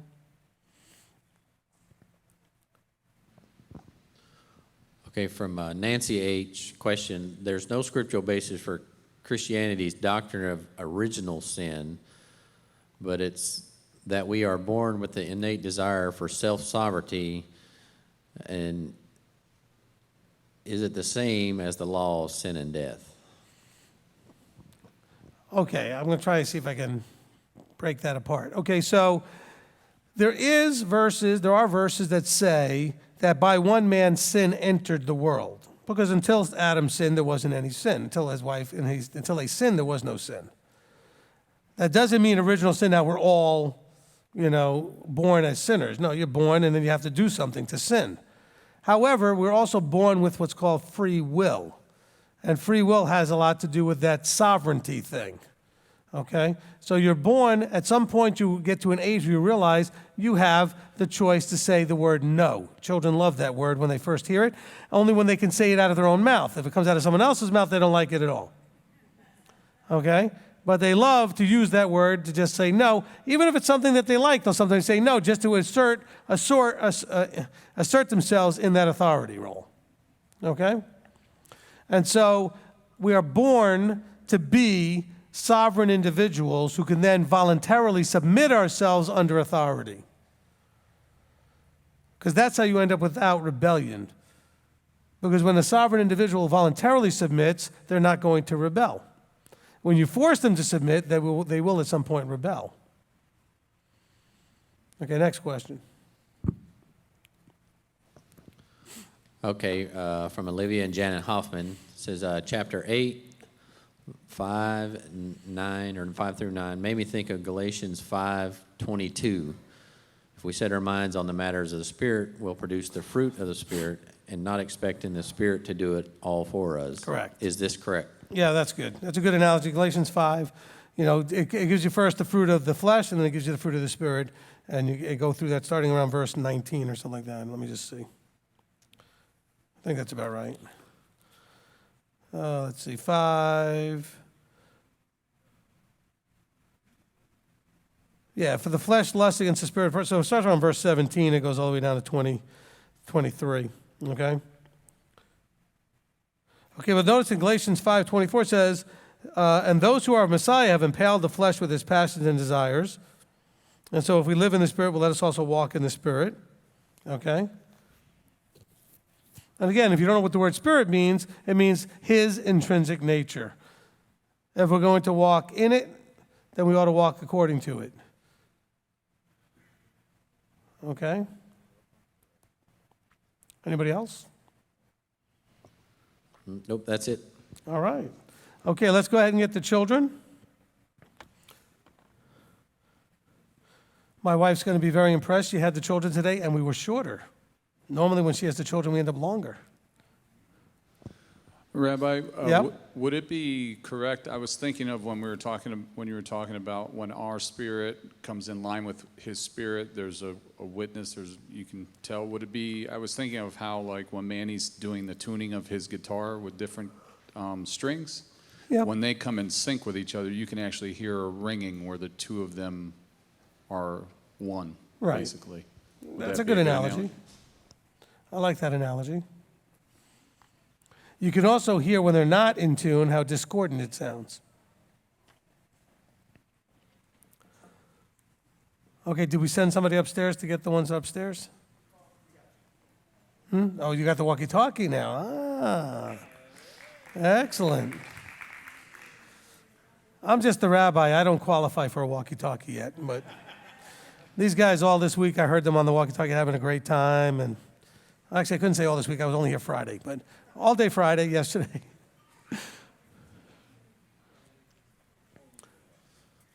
Okay, so we ended at verse 22 in chapter 8. Okay. So guess what? We'll still be in the book of Romans next week, as we're headed all the way to chapter 11 eventually. So, all right, but hopefully you're learning something really like as a skill set. Okay? So when you read Scripture and it's confusing, you go back and forward wherever it needs to go to make sure that you can figure out remember the context is, what is the person actually trying to say? Because whatever you're reading is in the middle of some point. And what is it connected to? What is the point that's trying to be made? Remember, context is who's speaking, who's the audience, where are they, when are they, and more importantly than anything else, why are they even talking? In other words, is there really an issue being addressed here that we need to be aware of? Somebody let the children in. I don't know whether, come on in. The door's closed. Is it locked? No? Oh, you're pushing instead of pulling. Okay. All right, come on in, children.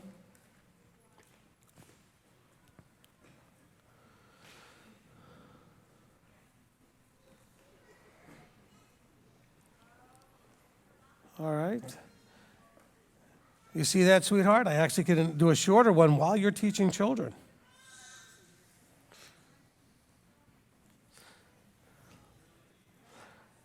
They didn't have a lot of questions. It was actually just the way it worked out. All right. We have everybody now? Are the moms down from upstairs too? Okay, good. All right, if you'll all rise. Did we get you a mic, Bob? Okay, he's got that. Okay, so as soon as we get everybody settled in here, we'll be led in a closing prayer by Bob Shepard, also known to all of you as Uncle Bob. Okay. Go ahead and lead us in the closing prayer. All right. Dear Heavenly Father, we just come before your throne, and we just thank you so much that you have given us a leader that can take the scriptures and just bring them to life, bring them to our understanding, take things that are so confusing to make them that we may understand what they are saying. We just thank you so much for these children that you have given us to bring before you, that we will teach them and bring them up in your ways. We ask now that you would be with the ones that are sick, hurting, and need your help. We just ask that you would watch over them, that you would be with them, and that you would comfort them. We just thank you so much for the Sabbath day that you have given us, that we may get away from the world and that we may focus upon you and you only. We ask now that you would be with us as we go throughout this week, that you would watch over us, that you would protect us, and that you would guide us in all your ways. And we pray this in your dear Son's name, Yeshua Messiah.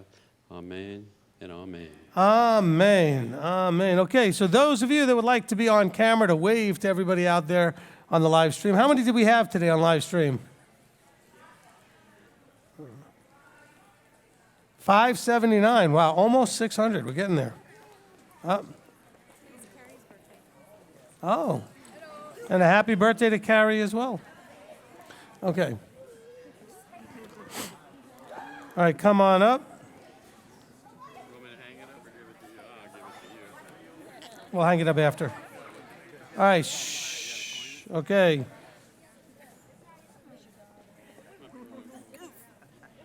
Oh, you got the little blossom, don't you?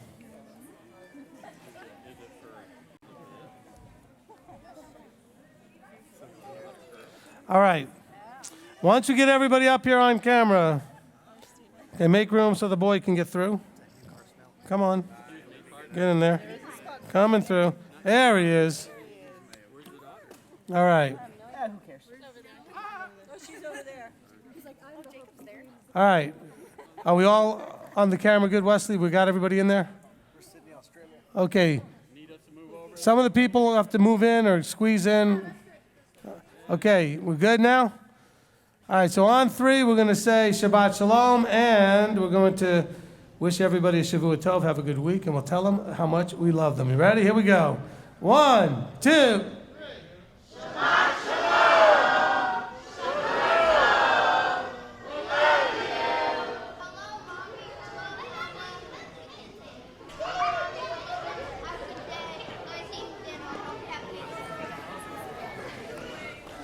Oh, thank you.